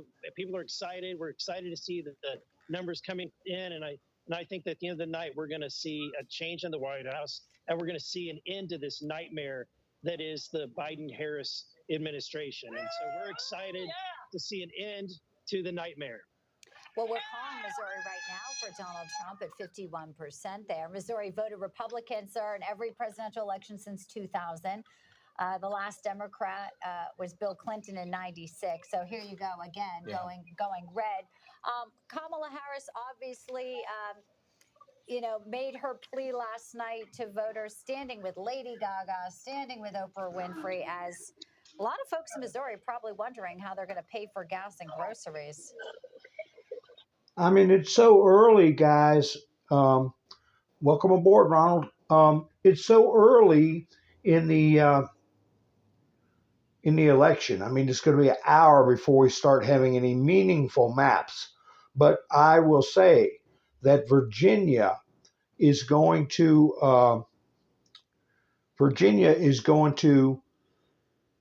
announce tonight, and I feel that that's a big deal. I feel it's a big deal. I'm trying to get this to start playing again. We're seeing, I think this year we're going to see Trump lead a lot of the members of Congress in their races, and he's going to outperform them. And if Congress is going to maintain control, it's going to be because Donald Trump led the way, and he drug us, congressional members Hi, across William. the finish line. All right, Congressman Burleson, great to have you with us. Missouri in the win column for Donald Trump, all the Electoral College votes as well. Thanks so much for being with us. Thank you, sir. Enjoy the rest of your election night. Well, right now, a former White House congressional Show us the spokesperson map. joins us. He's now a Trump I get a surrogate, screenshot of Harrison that. Fields, out there with us. And Harrison, obviously, you were at the West Palm Beach party there.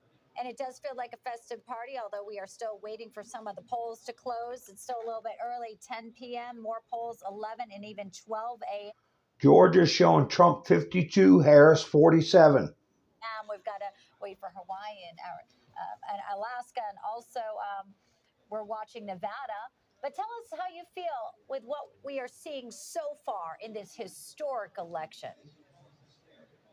Well, Bianca, it's always great to speak with you, and it's so good to be back in my home state of Florida. Funny Ian. enough, I actually had my high school prom in this building over 10 years ago, so it's a bit of a homecoming for me. So the vibes are really high here. Hundreds of people are here, a lot of MAGA hats, a lot of MAGA energy, and I'm talking to a lot of people that are digging through a lot of the data.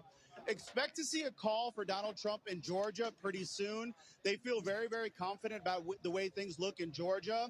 North Carolina is also looking good. And you talked about it earlier with your previous guest. The early vote for the Republican Party has shattered so many records. I think they banked a lot of vote early. And then, of course, historically, Republicans show up on Election Day. Yeah, so I think baby. if you had to be in one of the camps, either here in West Palm Beach or Washington, D.C., I think a lot of people would rather be here in West Palm Beach on Election night because the vibes, to quote Kamala Harris, are way higher over here right now. Well, it's hard to believe, your prom was 10 years ago. I know you just had a baby, and I know that cost of living is something that factors in so many people's lives. What do you think about Georgia?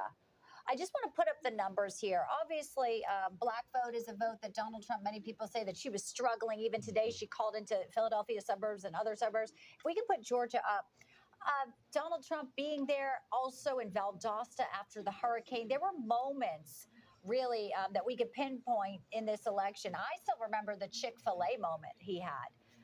Connecting with people, and a woman came up from one of the historically black colleges in Georgia, and she said, I don't believe what they're saying about you, Donald Trump. We had Fulton County, we had the mugshot, we had Fonnie Willis. Georgia's been a really historic and kind of insane storyline in this presidential race with Donald Trump, Harrison. Yeah, I think what's going to come out is that 2020 was kind of a hiccup in the long run for the Republican Party in Georgia. I think the unification between Brian Kemp and 64% of the vote in, and Georgia's up Trump's up 52-47 in Georgia. Donald Trump is really going to play a role in this election. But again, you talked about the issues. When you look at exit poll after exit poll, and I know a lot of people say don't look at the exit polls too much, but the polling before the election today spoke about the issues. When you look at immigration and the economy, Donald Trump was running away on those two issues. No one can say, honestly, that the economy is better today or that your family feels better off today economically than you did 4 years ago under Donald Trump. Just look at gas prices, just look at grocery prices, just look at rent. You talked about the black vote also. My sources are saying in the metro area around Atlanta, the black vote just did not turn out for Kamala Harris, especially black males. You're also seeing a shift for black men for Donald Trump. That's going to be devastating in Georgia. That's also going to be devastating in Pennsylvania and North Carolina. It's still very early to call anything. But I think the momentum right now is in Donald Trump's favor, and he's widening that coalition to include black men. All right, Harrison Fields for us live in West Palm Beach, Florida. Thank you, Harrison. Great to see you, Harrison. We'll be checking back in, I know. Thank you. All right, so the polls are officially closed in Wisconsin, and we're waiting for that data to trickle in. There have been reports from our own Mark Halperin talking about the nervous, the nerves of Democrats in Wisconsin, and if the vote's going to show up for Kamala Harris. Let's check in now with Logan Raddick. He's live in Jefferson County, Wisconsin, with the latest for us from there. Hey, Logan. I've made the move to Madison, John. This is actually the watch party for Eric Huie. He's the Republican candidate for Senate. And this is a big Senate race. I know earlier in the program, you guys mentioned that Jim Justice has won the Senate seat in West Virginia. That's a flip of the seat that had been held by Democrat turned independent Joe Manchin. But this is a Senate race that is going to be a close one. And it's definitely an important one for Republicans if they want to pad a potential Senate majority in the next Senate. Huie going up against incumbent Tammy Baldwin. Huie actually just came out and talked to supporters, and he said he feels good. He wants his supporters to have fun tonight, but he also Yes, said Ian. Yes. could be the results coming in tomorrow. We might not actually know the winner tonight here in Wisconsin, but when you look at elections in the state of Wisconsin, in the last 24 years, 12 statewide races have come down to 30,000 votes or less for a margin. So those are incredibly close races. This is a state that Donald Trump won in 2016. Joe Biden picked it up in 2020. And of course, 10 electoral votes up for grabs. That is going to be very, very important here in Wisconsin. Some good signs, though, for the Trump campaign if you think about turnout. Urban votes down during the early voting. Female votes down during early voting. Now, those two demographics have been predicted to be leaning Democrat. But also, when you look at the voting here in Wisconsin today, we were just in, as you mentioned, All right, Ronald. North Carolina. Plus 15 county. It was raining most of the day, John and Bianca, and people were coming in and out of the precinct we were at. But then, when it was about 3 o'clock in the afternoon, Which news service called it, Ronald? Which news service? towards the end of the workday, the line was out the door to the parking lot, and that continued for the next 2 hours or so that we were there. So that is another good sign for Republicans that they're getting this very high turnout in these rural counties and also these exurbs of a place like Madison where we are now.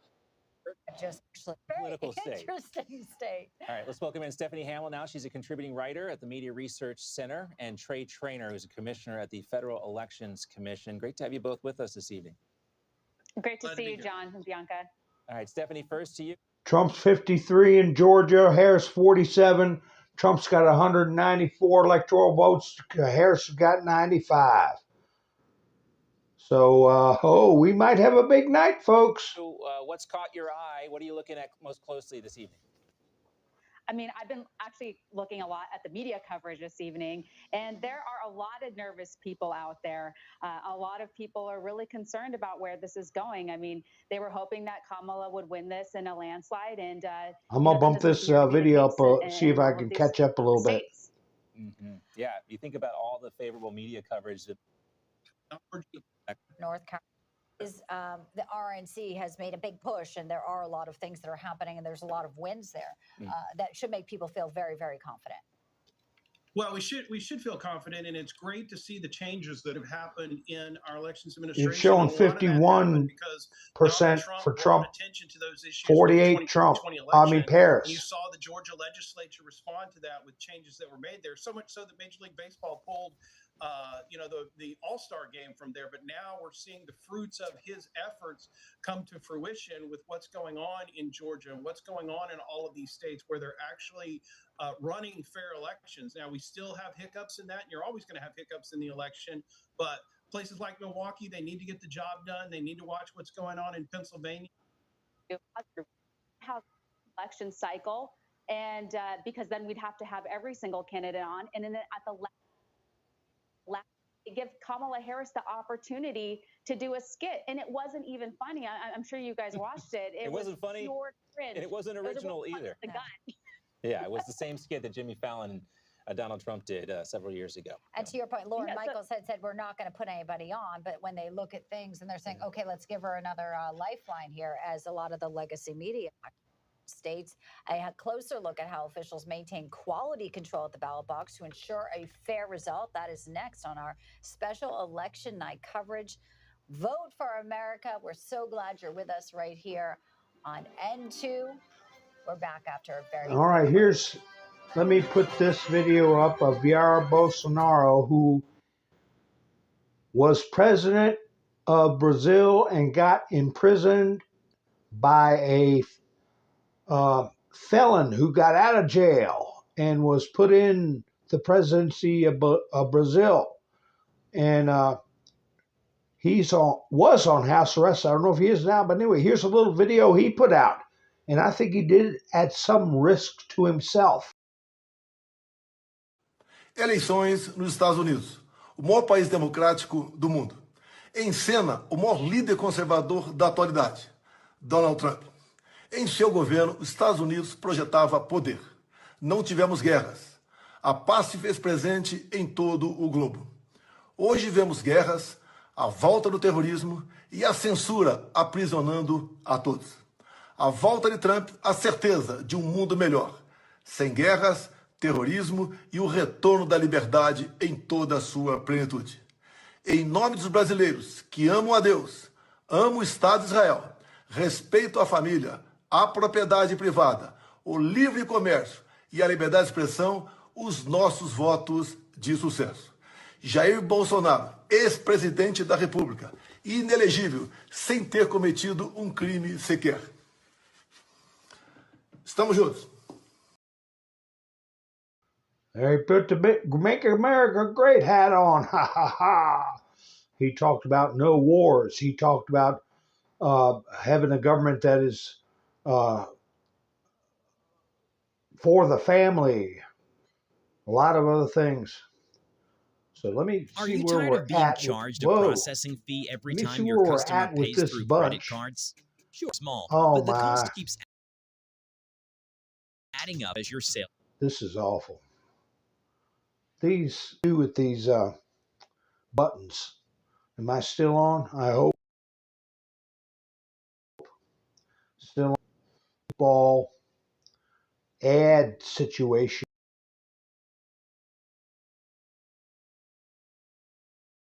with you, Tizzle.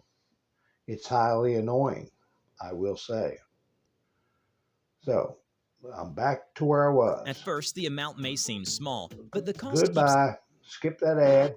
Looking good for him there. We just called North Carolina, another battleground state for Donald Trump. So here we are. Vice President Harris is holding her watch party at her alma mater, Howard University, to see if there's any North Carolina. left in the campaign. Let's check in with our chief White House correspondent, James Rosen, who's been camped out at Howard all evening. Hey, James. John and Bianca, good evening. Several thousand Harris supporters who have now turned out here in the yard at Howard University, awaiting their favorite candidate. There's a giant screen which is only partially visible to us on the press riser that is showing, let's just call it another network. And anytime that network flashes a result that is favorable to the vice president, we hear a roar of approval from those several thousand supporters on hand here. When that same network shows results that are favorable to the former president, Donald Trump, the scene here gets quiet. But for the blasting music, the setup here, I have to say, I have to do a little kvetching. Would I be a real reporter if I didn't spend some time kvetching on television? The setup for the press is atrocious. We are located right beneath a sound system that's about 2 stories tall, and it all but obliterated our ability to hear the control rooms and the anchors in one of our previous segments. I had to borrow my son's Beats, and that's what's allowing me to talk to you. In the distance, we can see the technicians are testing out a large teleprompter, presumably for the use of the vice president in her remarks to supporters here tonight. The specific text that is scrolling through the teleprompter right now belongs to Lincoln's Gettysburg Address. Oh my God. People want to know what's the mood here. I would say it's a lot like the election itself. It's kind of 50-50. There's some anxiety that you can sense. There's also elation and still some hope and optimism here on the ground. But it's going to be a long night, and I think the people here are expecting that. It's already been one for them. Of the several thousand supporters, I would say the minority, maybe 40% of them, have seats in the bleachers. The rest are standing, fenced in an open grass area, and those folks have been standing for several hours already. The last word we got from the vice president and her campaign staff and the White House pool was that she has a lid, which is White House pool lingo that means nothing's happening for now that the press pool would have to cover. That lid is until 9:45 p.m. Eastern time. That's not to say that she's going to be here at that time. What that means is, according to the White House, that is the earliest that the vice president would set out from the vice presidential residence, the U.S. Naval Observatory in Northwest Washington, to come here to Howard University. John and Bianca. All right, James Rosen for us. Of course, Howard, they have extra security at the U.S. Naval Observatory, too. They boarded that up as well, the White House, too.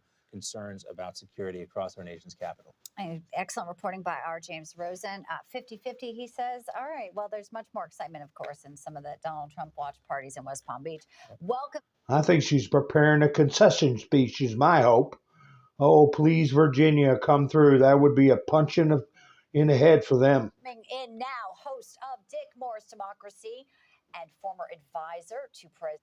on where things are going for Donald Trump, because a lot of the mainstream media maybe isn't prepared for what some of the results that we're seeing coming in this evening. What are you saying the mainstream media is saying? The legacy media here. Jim's yeah, what laughing. are you saying they're saying? They're not Okay. prepared. Some of these results here, New York Times is forecasting that there's some real momentum, that even early indications from the Trump campaign, black voters, blocks of voters that she was struggling with, and now we're seeing some of these results in addition to the record early voting, Dick. Well, let's set it in the context electorally. You need 270 to win. If Trump carries, as your projection shows, the Sun Belt swing states, Arizona, Georgia, Nevada, and North Carolina, those four. Then, if in addition to that, he picks up one of the three northern states, Pennsylvania, Wisconsin, and Michigan, he wins the election. So you've already pretty well said that he's going to win the Sun Belt states. I think you've called all four of those states. And the issue now is Pennsylvania, where they initially opened the mail-in votes first that are Democrat, and we're down and we gradually have to come back, and we are. And Wisconsin, where where it just closed, and Michigan, where they just closed. So at the moment, keep your eye on, those Pennsylvania numbers reflect the early vote that's very Democrat. But we have to win one of Pennsylvania, Michigan, and Wisconsin in order to win the presidency. If we win all, if Harris loses all three of those, or we win all three, that's the ballgame. And what we're hearing from Wisconsin is it's looking positive for Donald Trump right now. And ultimately, when you look at his multiple paths to victory, Jim, it seems like there are more options, especially based on what Dick was just telling us, more options for Donald Trump, more paths to victory than Kamala Harris has at this stage of the game. Yeah, no, as Dick just pointed out, she's got to win all three of those battleground states in the Midwest. She's got to win Pennsylvania. She's got to win Wisconsin. She's got to win. She's got to win the state of Michigan. If she doesn't win all three of those, it's over. But I think the real story here is tonight is Donald Trump has thoroughly changed the Republican Party and changed the electoral map. And the way he's doing it, by the way, is getting record percentages of black voters and record percentages of Hispanic voters. The reason why, and look, Florida. Listen, folks, I'm going to go out on a limb here.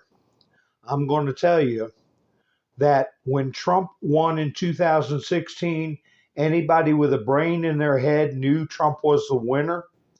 And it was all BS, them acting like Hillary had a chance. All BS. And I think Harris is preparing and if he can do that with Hispanic voters and black voters, I think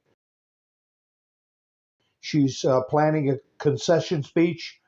I'm going out on a limb and saying that. You heard what they said. If Trump wins, and one of them was North Carolina, that's already been called. If he wins Georgia and he wins Arizona, Nevada, he's going to win those.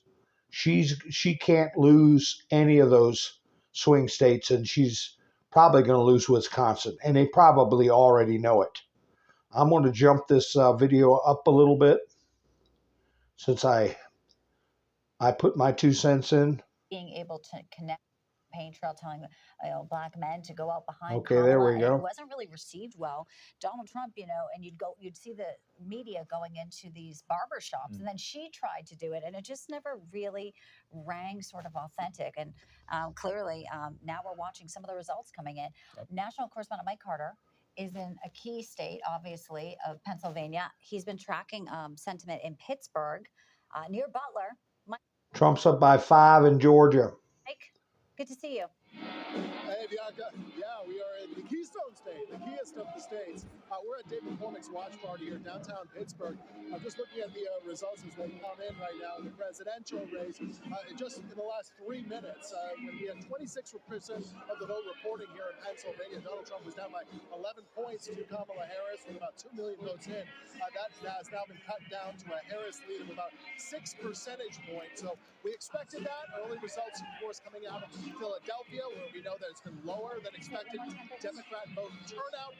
When it comes to the Senate race, where Dave McCormick is going to be here tonight, in one way or another, he'll have something to say. Dave McCormick came into the day down by anywhere from 2 to 3 points. Now, a lot of people expect that Donald Trump does end up having a good showing tonight here in Pennsylvania. He'd be enough to get Dave McCormick over the line. As you know, Senate seat coming out of Pennsylvania. He may be adding another one in Montana. Of course, Ted Cruz just announced that he will maintain that Senate seat in Texas. Republicans looking to grow an ever-growing majority in the Senate this time around.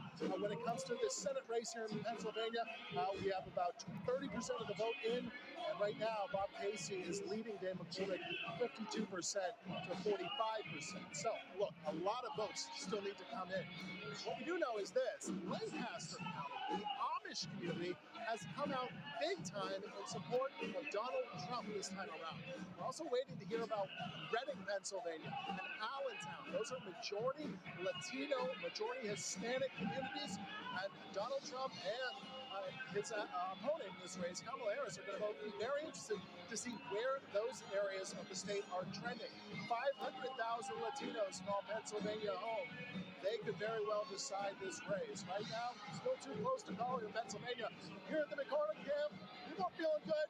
Everyone's really kind of looking at the big boards. They're enjoying themselves. They know we have a long night ahead of us. Guys?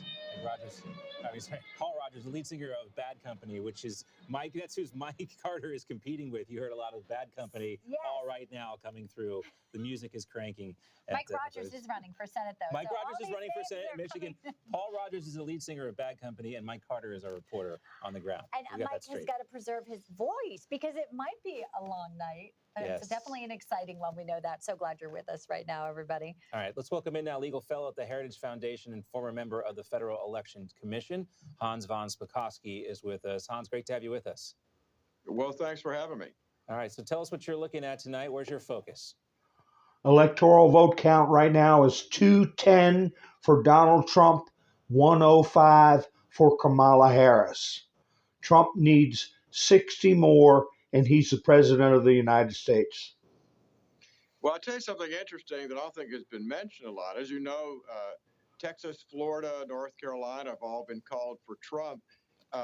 What's important about those states is not just that he won them, but, you know, he picked up more electoral college votes because, remember, after the census, the three big states, blue states for the Democrats, Illinois, New York, California, they each lost an electoral college vote each because so many people have moved out of those states.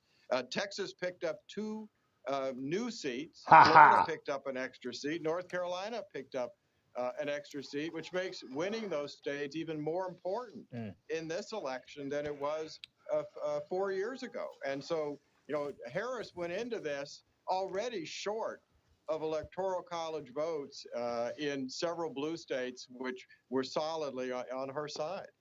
You know, Hans, I'm glad you brought that up because it also brings us to a state that polls are closing at 10 p.m. Eastern, and that is the state of Nevada.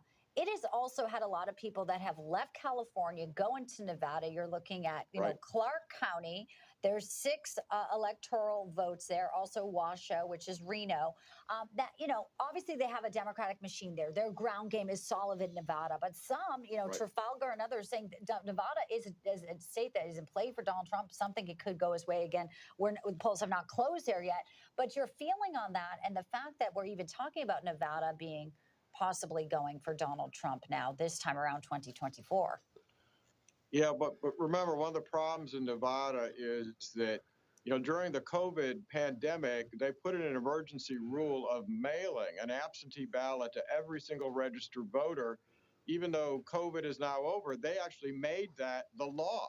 And one of the problems with that is that their voter registration list is so bad so filled with people who should no longer be on the list, fake addresses and so forth, that there's a real risk, unfortunately, in Nevada of fraud occurring in a very close election. So Nevada is one of the states I actually worry about.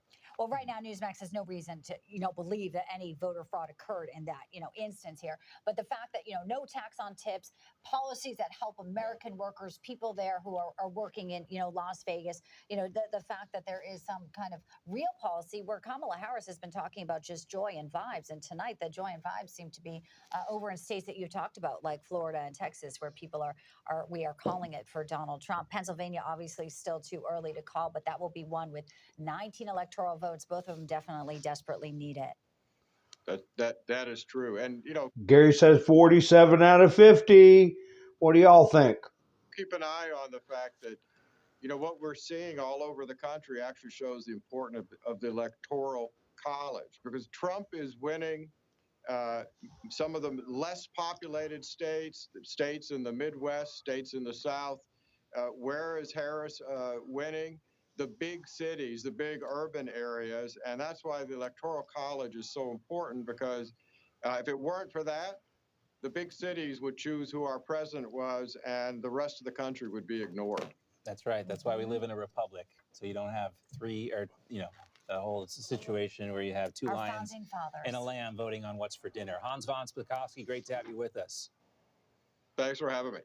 Such a pleasure. Bringing in our next guest right now, author of The Greatest Speeches of Donald J. Trump, 45th President of the United States of America, and he is a presidential historian, Reagan biographer, Craig Shirley, and I believe joining him also, Jeffrey Lord, columnist at The American Spectator. Gentlemen, great to have you with us. Let's talk about, we are in the process of watching history unfold. Donald Trump, a candidate like none other. You said earlier today to me, Craig, that you see a little bit of similarities to 1980. Talk to us about that. Well, thank you, Bianca, is that there is a bright red line between the two opposing camps. This isn't just a contest between Republicans and liberals, or Republicans and Democrats, or liberals and conservatives. But it is a contest between us versus them. Many elections are either about foreign policy like 1960 or 1968.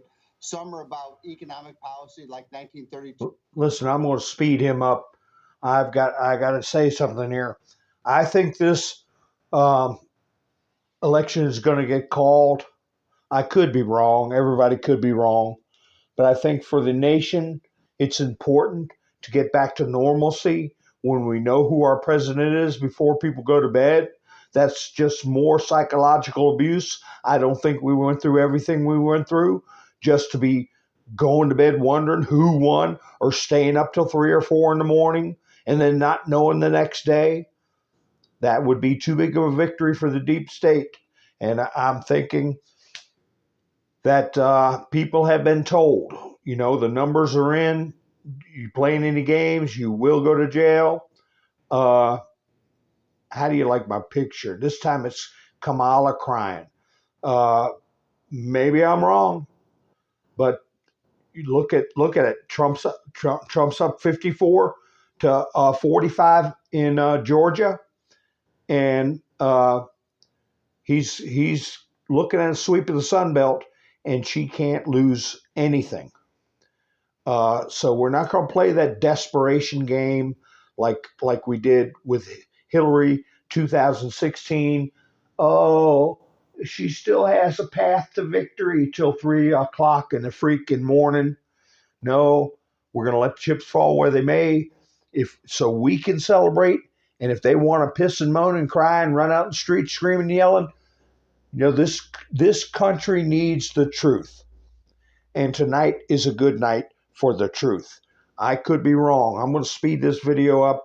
I didn't really want to listen to a speech giver. In the rise of the great Ground.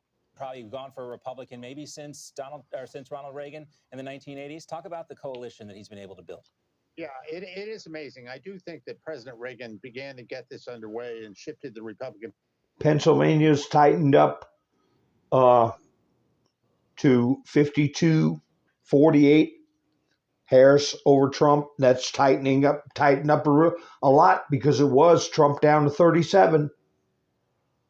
Party over time from being the so-called country club party to the party of working Americans, what Franklin Roosevelt once called the forgotten. That is a substantial cultural shift here, with the Democratic Party in essence becoming now the party of hedge funders and well-to-do elites, movie stars, and all this kind of thing.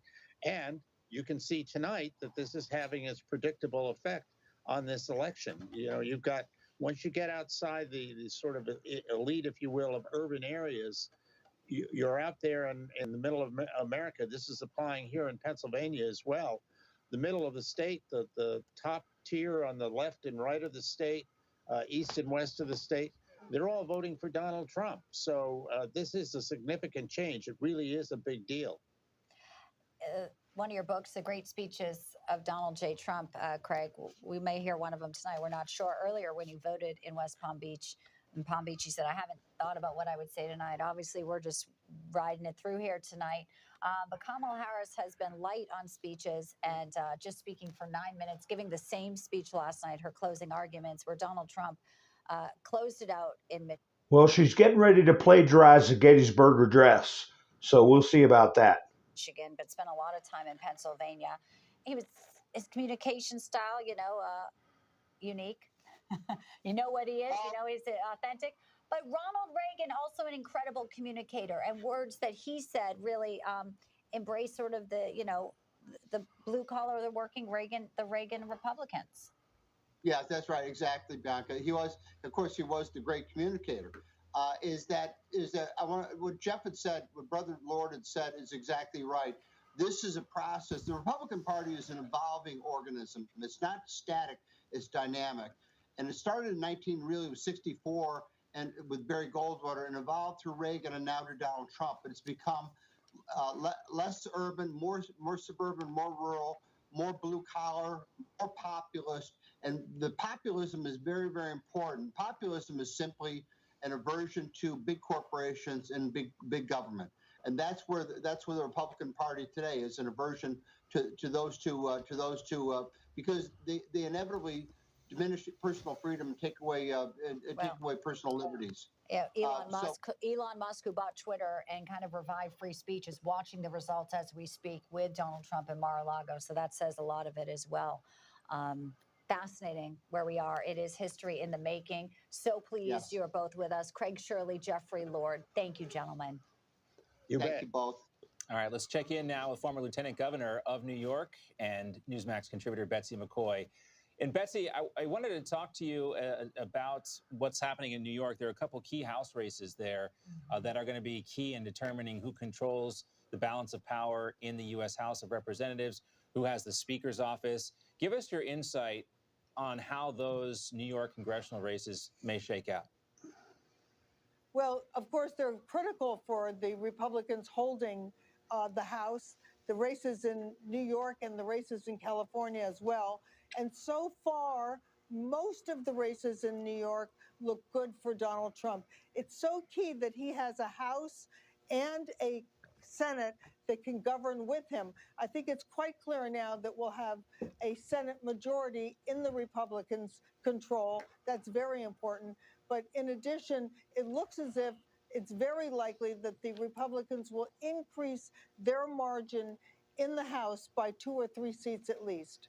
Which is, astounding to think. A lot of people early on had written off the House because of the competitive nature of those races, thinking that the Republicans were going to lose control. Republicans are expected to gain back control, or to gain control of the U.S. Senate. They already have flip seats in Ohio, flip seats in West Virginia. So, Betsy, you can think about a scenario where Donald Trump is in the White House, you have Republicans controlling the House and the Senate. A trifecta. Tonight may end in a trifecta. Of course, what our viewers really want to know is... I believe tonight will end in a trifecta, and I'm hoping, my hope is an answer within an hour. What will they know at the end of the evening? We have some slow-poked states in the swing states, Pennsylvania, Michigan, Arizona, and especially Nevada, very slow-poked states. And so it is a question whether we will be able to call this race tonight. But no matter what we do know is there has been sort of a remaking of the Republican Party. And even in New York, Madison Square Garden, packed. Yes. Donald Trump, Bronx rally, packed. Going into bodegas, packed. There is a sense there that people in New York are walking around with MAGA hats that they would not have done even 4 years ago, Betsy. And let me point out that this is also a transformation of how New Yorkers are thinking. Think about it, Bianca. New Yorkers have the worst governed state in America, maybe second to California. New York is shrinking faster than any other state, losing population so quickly. People are literally voting with their feet to leave the state. And then just this week, the governor, Kathy Hochul, announced that anyone who votes for a Republican is anti-American. Can you imagine? Hi, Stephanie. So she did not help Kamala Harris or Democrats in her state at all with that. I have one other question, John, if you don't mind. You know, I was covering you when I was a cub reporter in Albany, and you were lieutenant governor with Pataki. And I watched Hillary Clinton be installed basically as the senator of New York. A lot of people feel like that was what the Democrat machine was doing with Kamala Harris. No primary votes puts her in. Tell us about that, you know, as somebody who was there when Hillary Clinton was having her listening tour. Right. Well, this was even more brazen because Hillary Clinton did have to win a race once she was introduced to New York in this listening tour, even though she wasn't a New Yorker. Kamala Harris never won anything, and here she is nominated to be president of the United States. It really was an offense to rank and file Democrats. They're being told that they're voting to defend democracy, but in fact, they had democracy pulled right out from under their feet by their own party leaders. Yeah. Not one single press conference either, Kamala Harris. She didn't do a press conference. She dodged a lot of interviews. Right. She never had a moment on the campaign trail. We talked about this earlier. Bill Clinton, I feel your pain kind of moment, never really broke through. She also had a lot of favorable media coverage. And the fact that this race and Donald Trump is even in a position that he's in right now, considering all those things, I think tells us a lot about Kamala Harris and her lack of ability as a candidate, Betsy. She is a very poor candidate, and you've heard more and more Democratic professional politicians and strategists admit that over the last 3 days, that Kamala Harris just did not measure up. It was a big mistake to slide her into Joe Biden's position instead of having a very rapid mini primary of sorts. Yeah, and you know, interesting too, you see a guy like Barack Obama out there on the campaign trail in the last days, pushing hard for Kamala Harris, pushing the very fine people hoax. He knows that's not true. He pushed it anyway, but he waited a long time before he actually got on board with Kamala Harris. He wanted to have an open primary process, and they were all stuck with her. And, you know, the limitations of being able to mount a presidential campaign in this short amount of time with a candidate who's never proven herself, these are the results you get. It was highly cynical. Let's face it. It was very, very cynical. A slap in the face to Americans, Democrats and Republicans alike, who believe in a fair system. I'm telling you what the message is that Newsmax is putting out. They're talking about all the reasons why Kamala's going to lose. I know Newsmax is not part of MS and DNC and all of that crap, CNN, but they all get the same talking points. And if they're talking this way, they're preparing people for the loss. That's what I feel is happening right now. Don't you get that sense? I'm going to speed this video up a little bit. They're preparing people for the loss. Yeah. Cover made that, doing a great job. All right, folks, we are in it now, and we are so glad you are with us. We're going to take a very quick break. We're back with much more here on Election Night on N2. More polls closing at 10 p.m. Eastern Time. Montana, Nevada, Utah. We'll bring you those results. Okay, I'm going to mute that. I'm muting that commercial. It's 210 for Trump, 105 for Kamala Harris. 270 is a magic number. Trump needs 60 more. She can't afford to lose any of the swing states. I'm going to show you what happened. I showed you that video of the mudslides in Spain. Well, here is the King of Spain and the President of Spain going to check on people who suffered through the floods I showed you the other day. They got mud, rocks thrown at them, spit on. But anyway, I'll play the video for you. Les tiran piedras y huevos. El rey tiene que salir corriendo. Yeah, they ran them out of there. And here's what happened when their motorcade tried to leave. This is the royal motorcade for Prince or King, whatever in the heck he is over in Spain, and the President of Spain.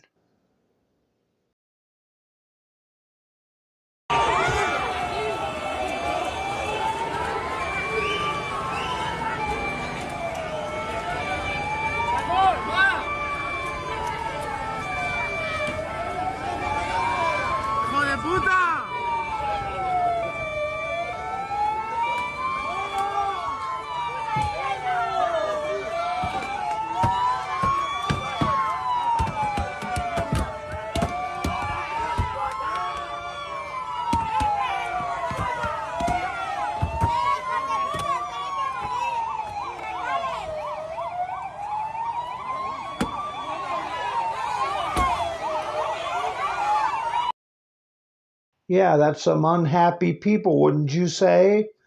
But anyway, let me make sure I get past this commercial on this video so we can continue to keep watching.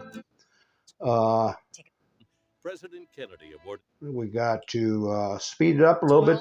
And one of the things we talked about earlier, There we go. Miami-Dade County, Trump winning Miami-Dade County, which is traditionally voted blue. So he essentially shattered that blue wall in Miami-Dade County. We started seeing that during the midterm elections in 2022 when Governor Ron DeSantis had a great deal of support in South Florida, particularly in the Miami area. So there were projections back then that possibly Trump was going to take, the Hispanic Latino vote in Miami-Dade County. We saw that play out. And also, I want to talk about the down ballot measures, because the last time I was on with you guys, John, you asked me about Amendments 3 and 4.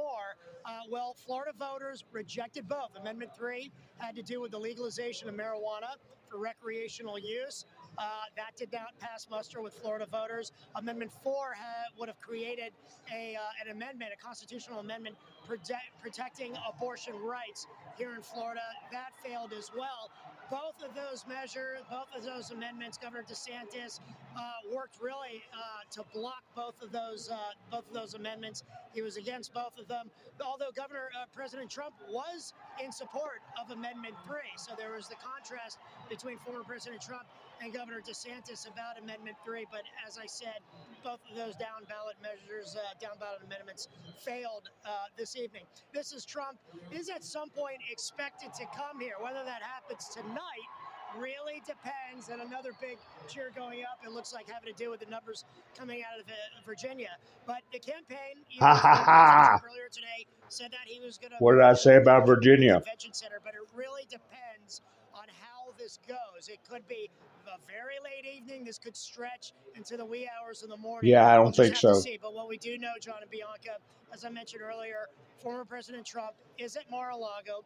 He is there with family. He is there with close friends, his senior advisors, campaign staff, Elon Musk, watching the election results come in there, and then they'll make that determination when and really at what time ultimately he would come to the convention center. But I can tell you this, the mood here, very energetic, very optimistic, very nervous. I keep hearing that a lot, John and Bianca. People say, man, I'm nervous. I think we've all been. Look, this has been an extraordinary campaign and road to get to this point, this historic evening, and that is certainly being felt here in the room right now, you guys. Back to you. John Trump's still holding at 53-47 Georgia. For us live in West Palm Beach, Florida. John, thank you for that. The updates on those amendments. They do have to get 60% of the vote to pass, and they're not doing that. And the Amendment 3, the issue to legalize recreational marijuana in Florida, they spent a ton of money trying to get that to pass. And there was a big problem with the law. Governor DeSantis called it out for this. even though it legalizes recreational marijuana, you were not allowed to grow it at your house. It was a gift to a lot of these big marijuana companies, according to Ron DeSantis, and his influence probably being felt there. All right, let's do an update now on the situation in Pennsylvania. We got some new data coming in, and as you can see here on the screen, it is so close. It's gone back and forth. Kamala Harris is leading by just 0.5 of a percentage point right now. So you can see how close it is in Pennsylvania. And we had Senator Santorum on before, as I call him, Mr. Pennsylvania. She's done. He was indicating that some of these counties, with the election results coming in, we're going to go ahead and turn red, and that's what it's looking like. Just Allegheny County in the Pittsburgh area right now is trending towards Kamala Harris with 66% of the vote in. But all the surrounding counties around Pittsburgh are shaded red right now for Donald Trump. And this is not good news for the Harris campaign right now. Obviously, they're still in the lead. We got just 43% of the votes being counted. But what's happening right now is it's trending in the direction that Donald Trump wants to see. A lot of the early votes were not counted until the polls closed at 8 o'clock. Those results are coming in. But what we saw is Republicans outperform what they've done in the past with the early voting, with the mail-in voting. And traditionally, they have shown up on Election Day as well. And the question was the early voting going to cannibalize the day of voting? And we don't see any evidence of that right now. And also in Allegheny County, and this is the suburbs of Pittsburgh, it's important to note in the past, this was Clinton plus 17, Biden plus 20. It speaks to perhaps her lack of strength as a candidate. It is. Out. And also the black vote. And Donald Trump was in Pittsburgh last night. Steel workers. He was at the Steelers game a few weeks ago, and you just saw sort of this wide swath of voters, even announcing he had Rogan's endorsement. He did that in Pittsburgh. He brought Megyn Kelly out. She spoke about the mothers and the trans issues. So Donald Trump has really been able to effectively articulate a message that's resonating with people from a lot of different backgrounds. And we knew that the metro areas there in Pittsburgh could be key for deciding this race. Again, Pennsylvania, you just showed it, John. Yep. Pretty exciting if you are Donald Trump this evening looking at those results. And we heard the cheers in the background when John Huie was reporting live from West Palm Beach. Let's check in with James Rosen, our chief White House correspondent, to see if we've had any similar eruptions of cheers. James, what can you tell us? It's been a while since we heard some cheering from the several thousand supporters attending here tonight at Howard University, the vice president's alma mater, awaiting their favorite candidate, who's still going to be some time before she arrives here.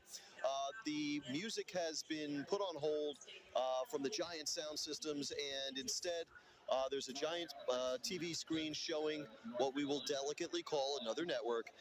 And every time that network shows results favorable to former President Trump, it is deathly quiet amongst the several thousand folks in attendance here tonight. And when that screen shows results favorable to the vice president, then we usually hear a roar. But just recently, they showed Michigan, which, of course, is not got a majority of the votes counted even. Vice president is believed to enjoy a slight lead. And until just a few moments ago, when that Michigan screen flashed, anytime Michigan showed up, even with a slight lead, no matter how small the number of ballots counted in the Great Lakes state, the crowd was cheering. But this time, when they brought up Michigan, it barely got a response from this crowd. So when you ask me, what is the vibe here, vibes being so important to the Harris for President campaign since the beginning in July, I would say it's starting to turn a bit, what's the word I'm looking for? A bit wary, a bit apprehensive. And we know that President Biden is also watching the returns in the White House, the forgotten man in tonight's balloting. He's placed calls to a number of the winners tonight so far, various mayors and governors-elect. And it was interesting also to see what the vice president spent her time doing today. She was at the vice president's residence, the U.S. Naval Observatory grounds in Northwest Washington. I want to see their faces. I want to see tears. One in Pittsburgh, one in Philadelphia, one in Atlanta, Salty tears. North Carolina. each of them strategic choices showing where the campaign thought potentially in these late hours, these last hours of voting, they thought they could still mobilize voters. And then the vice president took an unannounced trip over to DNC headquarters in Washington. She was greeted by the DNC chair, Jamie Harrison. There we go. There we go. Deep thanks and boxes of Doritos for the volunteers there. She spent a bit of time, the vice president did, manning the phone bank. At one point, she asked if someone had voted, and she asked their name and said, well, I'm Kamala Harris. And then she said, we're waiting for you to grow 10 years, meaning that the phone banks had succeeded in placing the Democratic Party nominee on the phone with an 8-year-old. Hi, Margaret. In any case, the last we heard from the White House press pool, that is holding steady at the vice president's residence, was that there was a lid, which is White House lingo, meaning nothing's going on, nothing to cover, no movement, no events, until 9:45 p.m. Eastern time. That's just the earliest, according to the White House, that the vice president might set out the few miles journey across Washington, D.C. from the vice president's residence here to her alma mater at Howard University. What time did they say she was going to come? I don't think Pennsylvania might not even mean anything, Margaret. We'll see. Just real quickly, James, you said there's people gathering there, but no one's behind you. Are they corralled off over? Is there like an open bar or something? It just seems so lackluster there. And maybe it's network, they're cheering, so maybe it's TV monitors, or they put you in the cheap seats. Well, through research and deep investigative reporting, I can confirm that there is no open bar present here tonight. But I'm going to ask my cameraman, Mike Palmer, to widen out and pan out a little bit so we can give you a better view of the scene here. And I want to see some crying faces. I hope we get to see them tonight. 1,000 supporters. The vice president, when she speaks, is going to be standing at a lectern protected by bulletproof glass, aided by teleprompters, in front of Oh my gosh, Memorial Hall. that's you get a bigger crowd. Perhaps across the country. Now, I don't know what you can see there. You can see the crowd standing, right? It's an open area, grassy I've seen bigger crowds at a flea market. area fenced in, and well behind them there are 2 sections of bleachers. I would say maybe 30 to 40% of this several thousand throng has bleacher seats. The rest are standing, and guess what, folks? They have been standing, most of them, since around 5 p.m., 4 p.m. today, and they have a lot of standing still to go. The question is whether they'll have occasion for much cheering later this evening.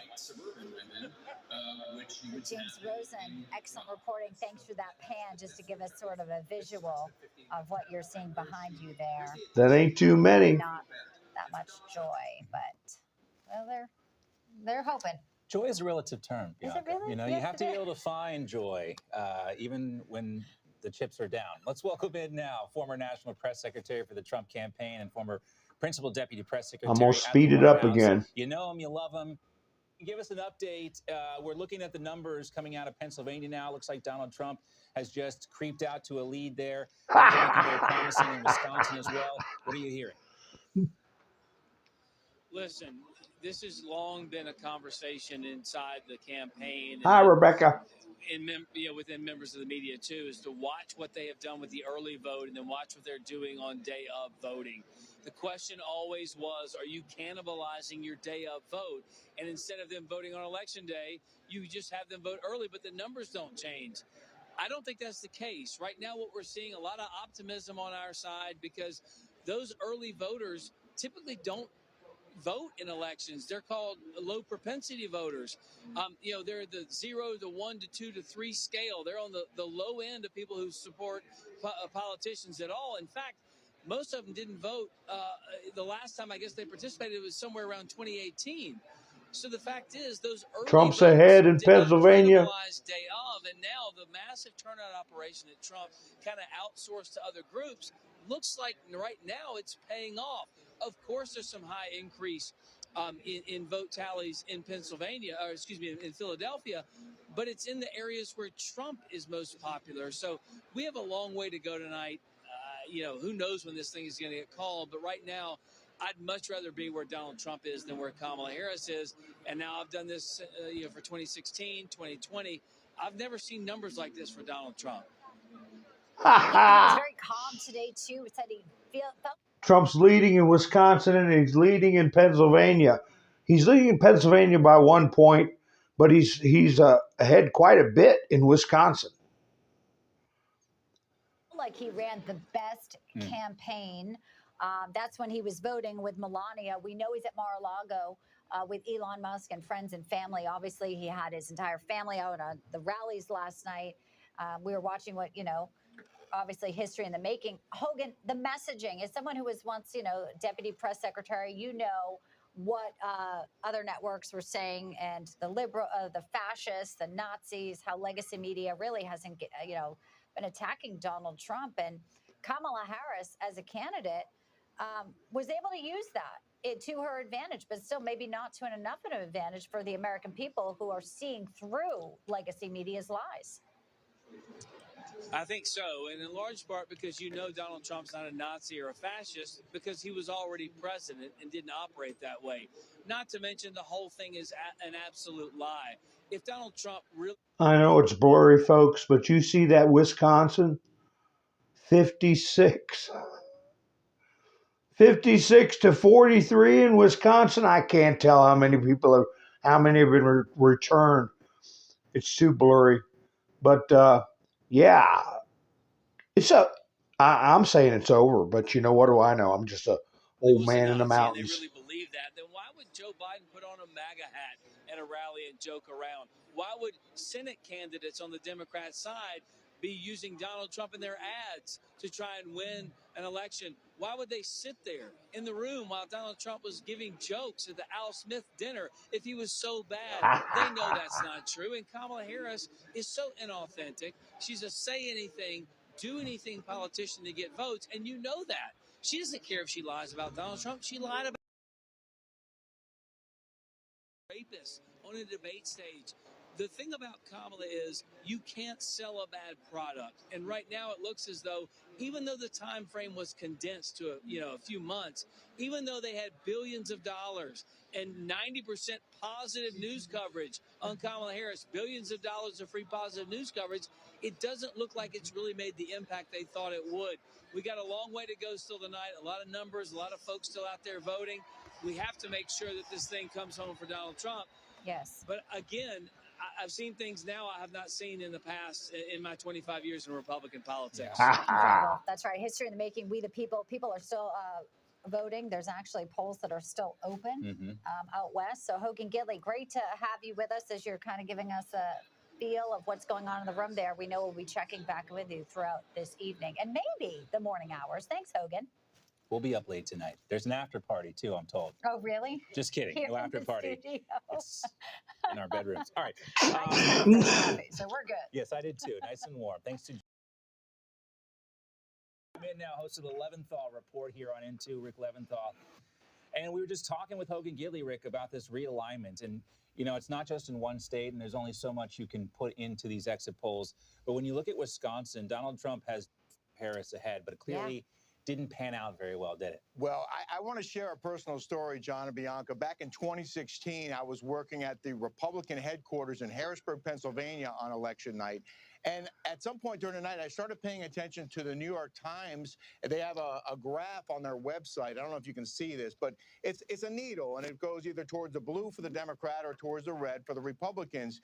And it was incredibly accurate. And I was there until I think 1 or 2 o'clock in the morning when they finally called Pennsylvania for Donald Trump back in 2016. Well, I've been watching that graph tonight, and I'm reporting on another outlet, the New York Times, but they've been very accurate on these things, and they now have a 78% chance of victory for Donald Trump. 78% chance, according to the New York Times right now. They have him winning 295 electoral votes to Harris's 243. They have Trump winning the popular vote by 0.6%, which would be remarkable if that proves to be the case, based on all of the negative press that Hogan mentioned and all of the stuff that's been thrown at Donald Trump, all the rhetoric, all the nastiness. If he can actually win the popular vote and crush Harris in the Electoral College, which it looks like he might, the New York Times reporting that Donald Trump has a 78% chance of victory. New York Times. People are texting me that as well about the needle in the New York Times, and I'm sure it kind of combine kills that them with a little to have. and that with the betting markets, which of course are not scientific. Yes, go ahead. the way people are feeling about it, you go on Polymarket right now, and it's pinned Donald Trump all the way to the top, Kamala Harris all the way at the bottom. No one's buying Harris, everyone's buying Trump. And what can we figure? This is what people feel, not necessarily based on the results, but the results are probably leading people to feel this way clearly. And stuff like Britt was talking about, the needle pinned in favor of Republicans. And Rick, I want to ask you too, because Kamala Harris has trotted out every celebrity under the sun that she could to try and get her across the finish line. Oprah, you will never vote again. We heard last night in the closing. Oh, God. And you're in the West Coast and Southern California. The celebrity Holly Weird.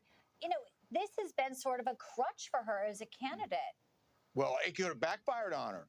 Do we really care who Harrison Ford is voting for, or George Clooney says we should vote for, or who Lady Gaga is supporting? I mean, it's really no surprise that she would come out in favor of Kamala Harris. But we saw Hillary Clinton make that same mistake back in 2016. She had a big rally in Philadelphia the night before the election, and she brought out all the stars, and she lost Pennsylvania, and she lost the election. And a lot of people are making that comparison, saying that Kamala Harris spent too much time courting the celebrities and not enough time answering tough questions or connecting with real voters. And when Donald Trump kept asking that question, are you better off today than you were 4 years ago? The answer for most people is absolutely not. And that could be a key reason why more people are picking Donald Trump in the voting booths than they are Kamala Harris. Yeah, and think about the celebrities, too, that were endorsing the different candidates and what they actually do. I mean, Cardi B is going to sing some nasty lyrics to you. Oprah Winfrey is going to talk down to you and tell you how great her life is. But Elon Musk is going to build rockets. He's going to provide a car that you actually need, and Starlink, and provide internet for people who don't have it otherwise. And bought Twitter. Right. You think about Robert Kennedy Jr. and how he wants to make America healthy again. These are tangible things that people actually want, as opposed to the celebrities on the Democratic side. I agree. Sometimes sing you songs. Sometimes they don't perform, but they're there nonetheless. Can I take a moment here just to pat myself on the back? When Taylor Swift endorsed Kamala Harris, I went on Newsmax and said it wouldn't matter. They actually wrote it up in the New York Times. Yes, and that's right. it's on the. I'm on the record, and it doesn't matter. These celebrities don't do anything for the American public that have seen their grocery bills go up. And what can you do for me? Celebrities, nothing. Basically, that's what it comes down to. And look at the interview with Joe Rogan. Trump sat there for 3 hours in Joe Rogan's studio. Kamala Harris wouldn't do the interview with Joe Rogan unless Joe Rogan came to her, which probably meant 28 minutes. But Donald Trump sat there for 3 hours, and he convinced Joe Rogan that he was real, he was authentic, he was funny, and he had a plan. He can answer any question. He's done this before. He's run successful businesses, and he's proven that he knows how to fix stuff and make things work. And he actually had a plan, and he was willing to sit there and take all those tough questions, and he convinced Joe Rogan to vote for him. And I think he convinced a lot of Americans that, hey, this guy is the answer. He's not a problem like Kamala Harris would be. This guy is the answer. And now the New York Times says Donald Trump has an 80% chance of winning this election. Watch that needle, Rick. Yeah, and we heard a lot of reports. It's of course anecdotal about dudes showing up at the polling locations today in different states, and you got to think Joe Rogan with his audience and that conversation with Elon Musk, the conversation with JD Vance too. Obviously a big impact. It's not just one event with Donald Trump, that interview. It was kind of rolled out over. And I think men want to protect their families and their wives. And, when you economically are getting hammered by an administration, that points to who's going to help me and my family. Yeah. They want to be protectors. Apparently the message got through. The message about the economy, the message about the illegal migrants who are criminals, who are targeting American citizens. The message got through. Right. All right. We've still got a long way to go. We don't want to get too far ahead of ourselves. No, but it is, of course, as Rick indicated, we're attributing this to the New York Times. They are predicting 80% for Donald Trump. All right. Let's get out to the Vice President of the National Border Patrol Council, Art Del Cueto, and talk about one of the big issues that voters have been using to motivate them this time when they head to the polls. Art, great to have you with us. Yes, sir. I'm with you guys. I'm pretty excited. I think we're. Yeah, I'm going to speed this video up. I'm going to pause it, though. Everything they're saying they're not giving lefties a bone, even a bone. Everything is pointing towards a big Trump victory. This isn't like, oh my gosh, we got to wait on Pennsylvania. Oh my goodness, we got to wait on Arizona. I'm watching the screen, and they don't put up a lot of the states that we're going to be worried about. Now, California, when does California polls close? What time of night?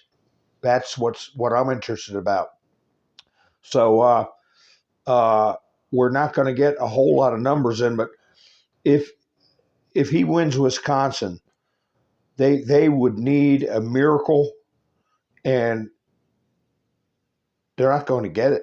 I think it's over. I really do. And I don't know what time they said she was coming down to her alma mater, but I think that's when she's going to give a concession speech. I think we're going to get a win today. Administration or the Department of Homeland Security. Compared to the morale that's going to be boosted after this election, if we pull it through and Donald Trump is the new president of this country, because like I said, look, agents are frustrated. All they're asking for is to do their jobs. That's all they've been asking for. They realize processing is part of the job. However, tracking down smugglers and tracking down individuals that are coming into the country illegally is also part of their job, and they have been. Trump 226 electoral votes, Harris 108. I mean, there's no way that these people can think that Harris is going to pull this out. Absolutely no way. 270, he's what, 50, 44 away? 44 electoral votes away. So, hi, Tracy, how you doing? So anyway, I'm going to let it keep going. I'll bump it up ahead. Let me see. Get to hit the play button. Where Donald Trump was able to humanize and tell that message through some really powerful folks, angel moms who came across. Can you just talk to us about the hypocrisy of the left and that issue right there? Because that hurts my heart as a mother. No, absolutely. It's horrific what this administration has done. They've tried to flip the script and try to control the narrative, but people need to understand the crisis that we're seeing at the border. This administration has caused it. When you're seeing the children that are coming across, that they're missing children, that all falls on this administration because they empowered the smugglers, they empowered the drug traffickers, and they continue. Look, the drug traffickers don't care. They use the individuals that are coming across. They use them almost like human cattle. And this administration, with the lack of consequences towards the crime, have empowered them even more so. And we've all seen it. Look, President Trump had the plan to fix it, and the numbers were 270 to win. Day one of this administration taking over, everything boosted up.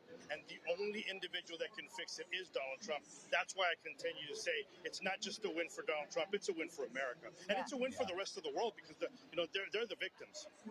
And if he was to win, not just deportations, but also penalties, if you kill an American, death penalty, things like that, taking on the cartels. Artel.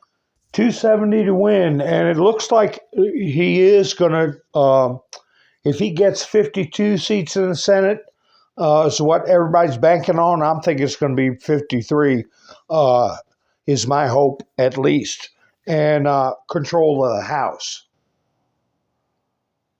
Well, you tell the story so well. We know you're a great force out there on the front line. So thank you so much for being a part of our coverage. I'll speed it up again. The Border Patrol has some very dedicated folks there. We appreciate thing with Wisconsin, and so you're checking the box. The southern wall has held.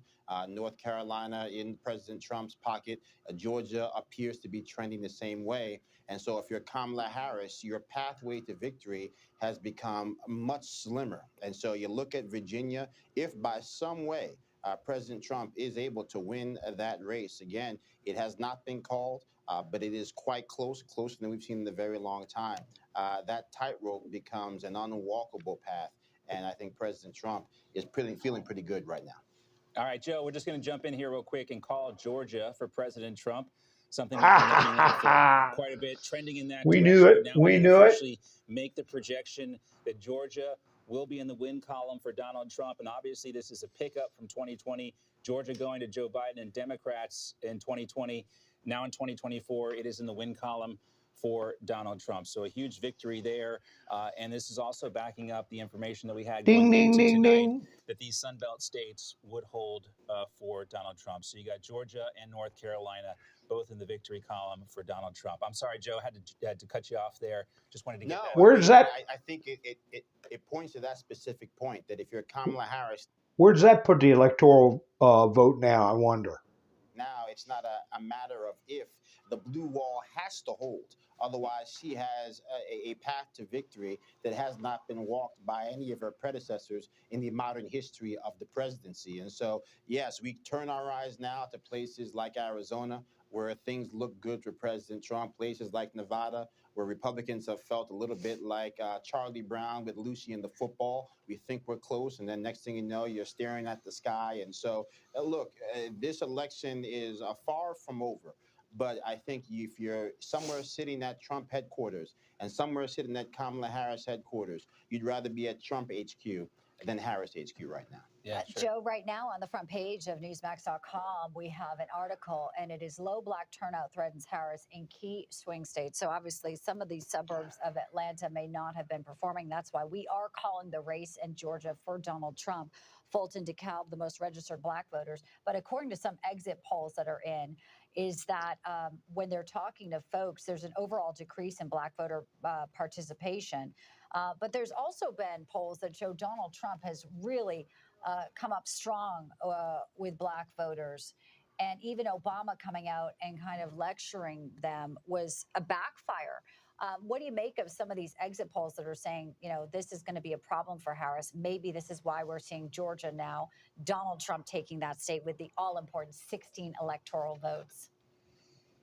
Black men are sick and tired of being sick and tired. The Democrats, I've often said, they treat us a little bit like the orphan Annie. It's always tomorrow. The promise of America is always a day away when you place your trust in the hands of the Democratic Party.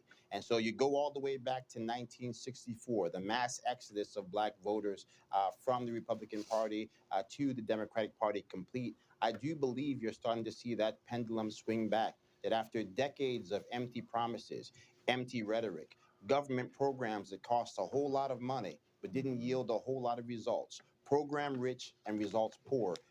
He won by 3 points. You see some people willing to take a chance on what Republicans are offering, and you see others saying, I am not going to participate. They vote by staying home.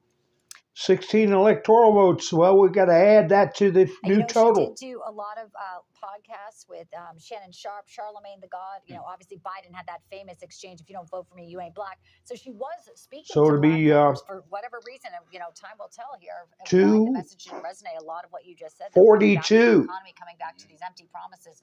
But that could also be, for white men, is It'd be 242 instead of 226. That means he would need 26 vote, 24 votes. I mean, it's over. It's over. But polls haven't closed, so they can't really call it. Well, there's a lot of empty promises and a lot of college students who said, college, forgive me on debt. They thought they were going to get it. They didn't. So this is, you know, a very interesting thread that we're watching here with this very now significant turn in events for the state of Georgia going for Donald Trump. Yeah, you can think, too, about that appearance that Donald Trump had at the National Association of Black Journalists. When he talked about Kamala Harris's background, you know, he was excoriated for saying that type of stuff. But it's, you know, Joe, you can talk to this probably better than I can, but that's the type of authenticity that was lacking from the Harris campaign. It doesn't matter now. That all across this country, 70 to 80% of black children not reading at proficient levels, not able to do math at proficient levels, communities that are not safe, migrants who have been here for less than 3 months, getting better treatment than people who have been here living in America for the of the last century. This is not sustainable. And I think black people, particularly black men in these swing now they're throwing dirt. Saying, count me out. Joe Pinion, always great to have you with us. Thank you so much for your comments and reactions. They're throwing dirt on top of the box down in the hole. They're burying. That's what they're doing. They're showing what the party's done wrong, what Harris has done wrong. They're not even given a fictional path to victory for Kamala Harris. Not even given a fictional one. As we are calling some big races here tonight, it is history in the making. We're glad you're with us right now here on M2. All right, we'll be right back after this. All right, I'm gonna hit the pause button. Remember when I showed you all the trick or treat videos from last year, where everybody cleaned the box out? A Ring doorbell. I wonder how many votes this got Donald Trump when this bunch came to get their trick or treat crap. Let me cut my mic off so it'll play smooth.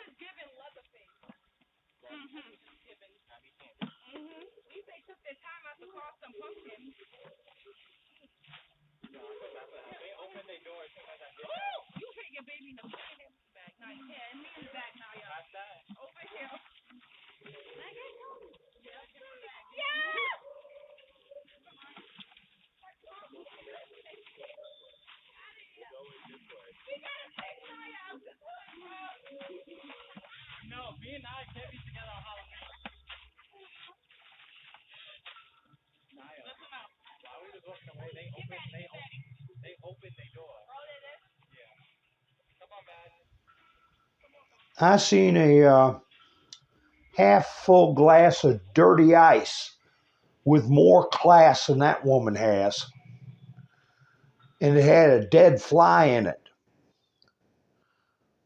So how many votes is stuff like that? Well, you know, the ones that come out that talk about the abuses that have gone on and are being put on Twitter and not being taken down, we're talking millions of votes. Millions of votes. Here's one guy right here. Daily Mail put it out. Revealed. Migrant hotel king who cashed in on asylum seeker crisis rakes in $4 million a day and is on course to become the first immigration industry billionaire. 57-year-old, look at him, he's loving life with our tax money. Stuff like that would be suppressed, wouldn't be allowed to be published if Elon Musk hadn't bought Twitter.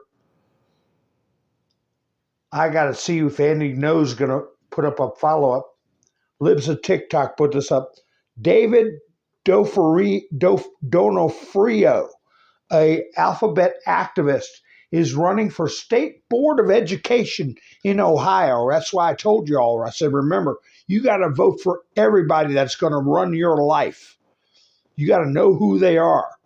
He promotes drag queens, wants to strip parental rights and indoctrinate children with alphabet propaganda, and wants men to compete in women's sports. He's up for election tomorrow. Vote wisely. That's today he was up for election. I don't know. In Ohio, District 6, Board of Education. I wonder what happened with him. I wonder what's going to happen to Vindman. Vindman in Virginia, they said, was running in some, I think it was either Fairfax or Loudoun.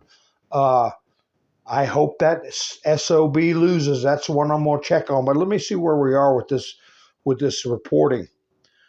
Trump is a mere 24 votes away from locking up the presidency. Tom here is a serious. Oh my gosh! And a man. Oops! I did it again. Some say he got it from his grandpa. I messed my stream. He was serious about winning science.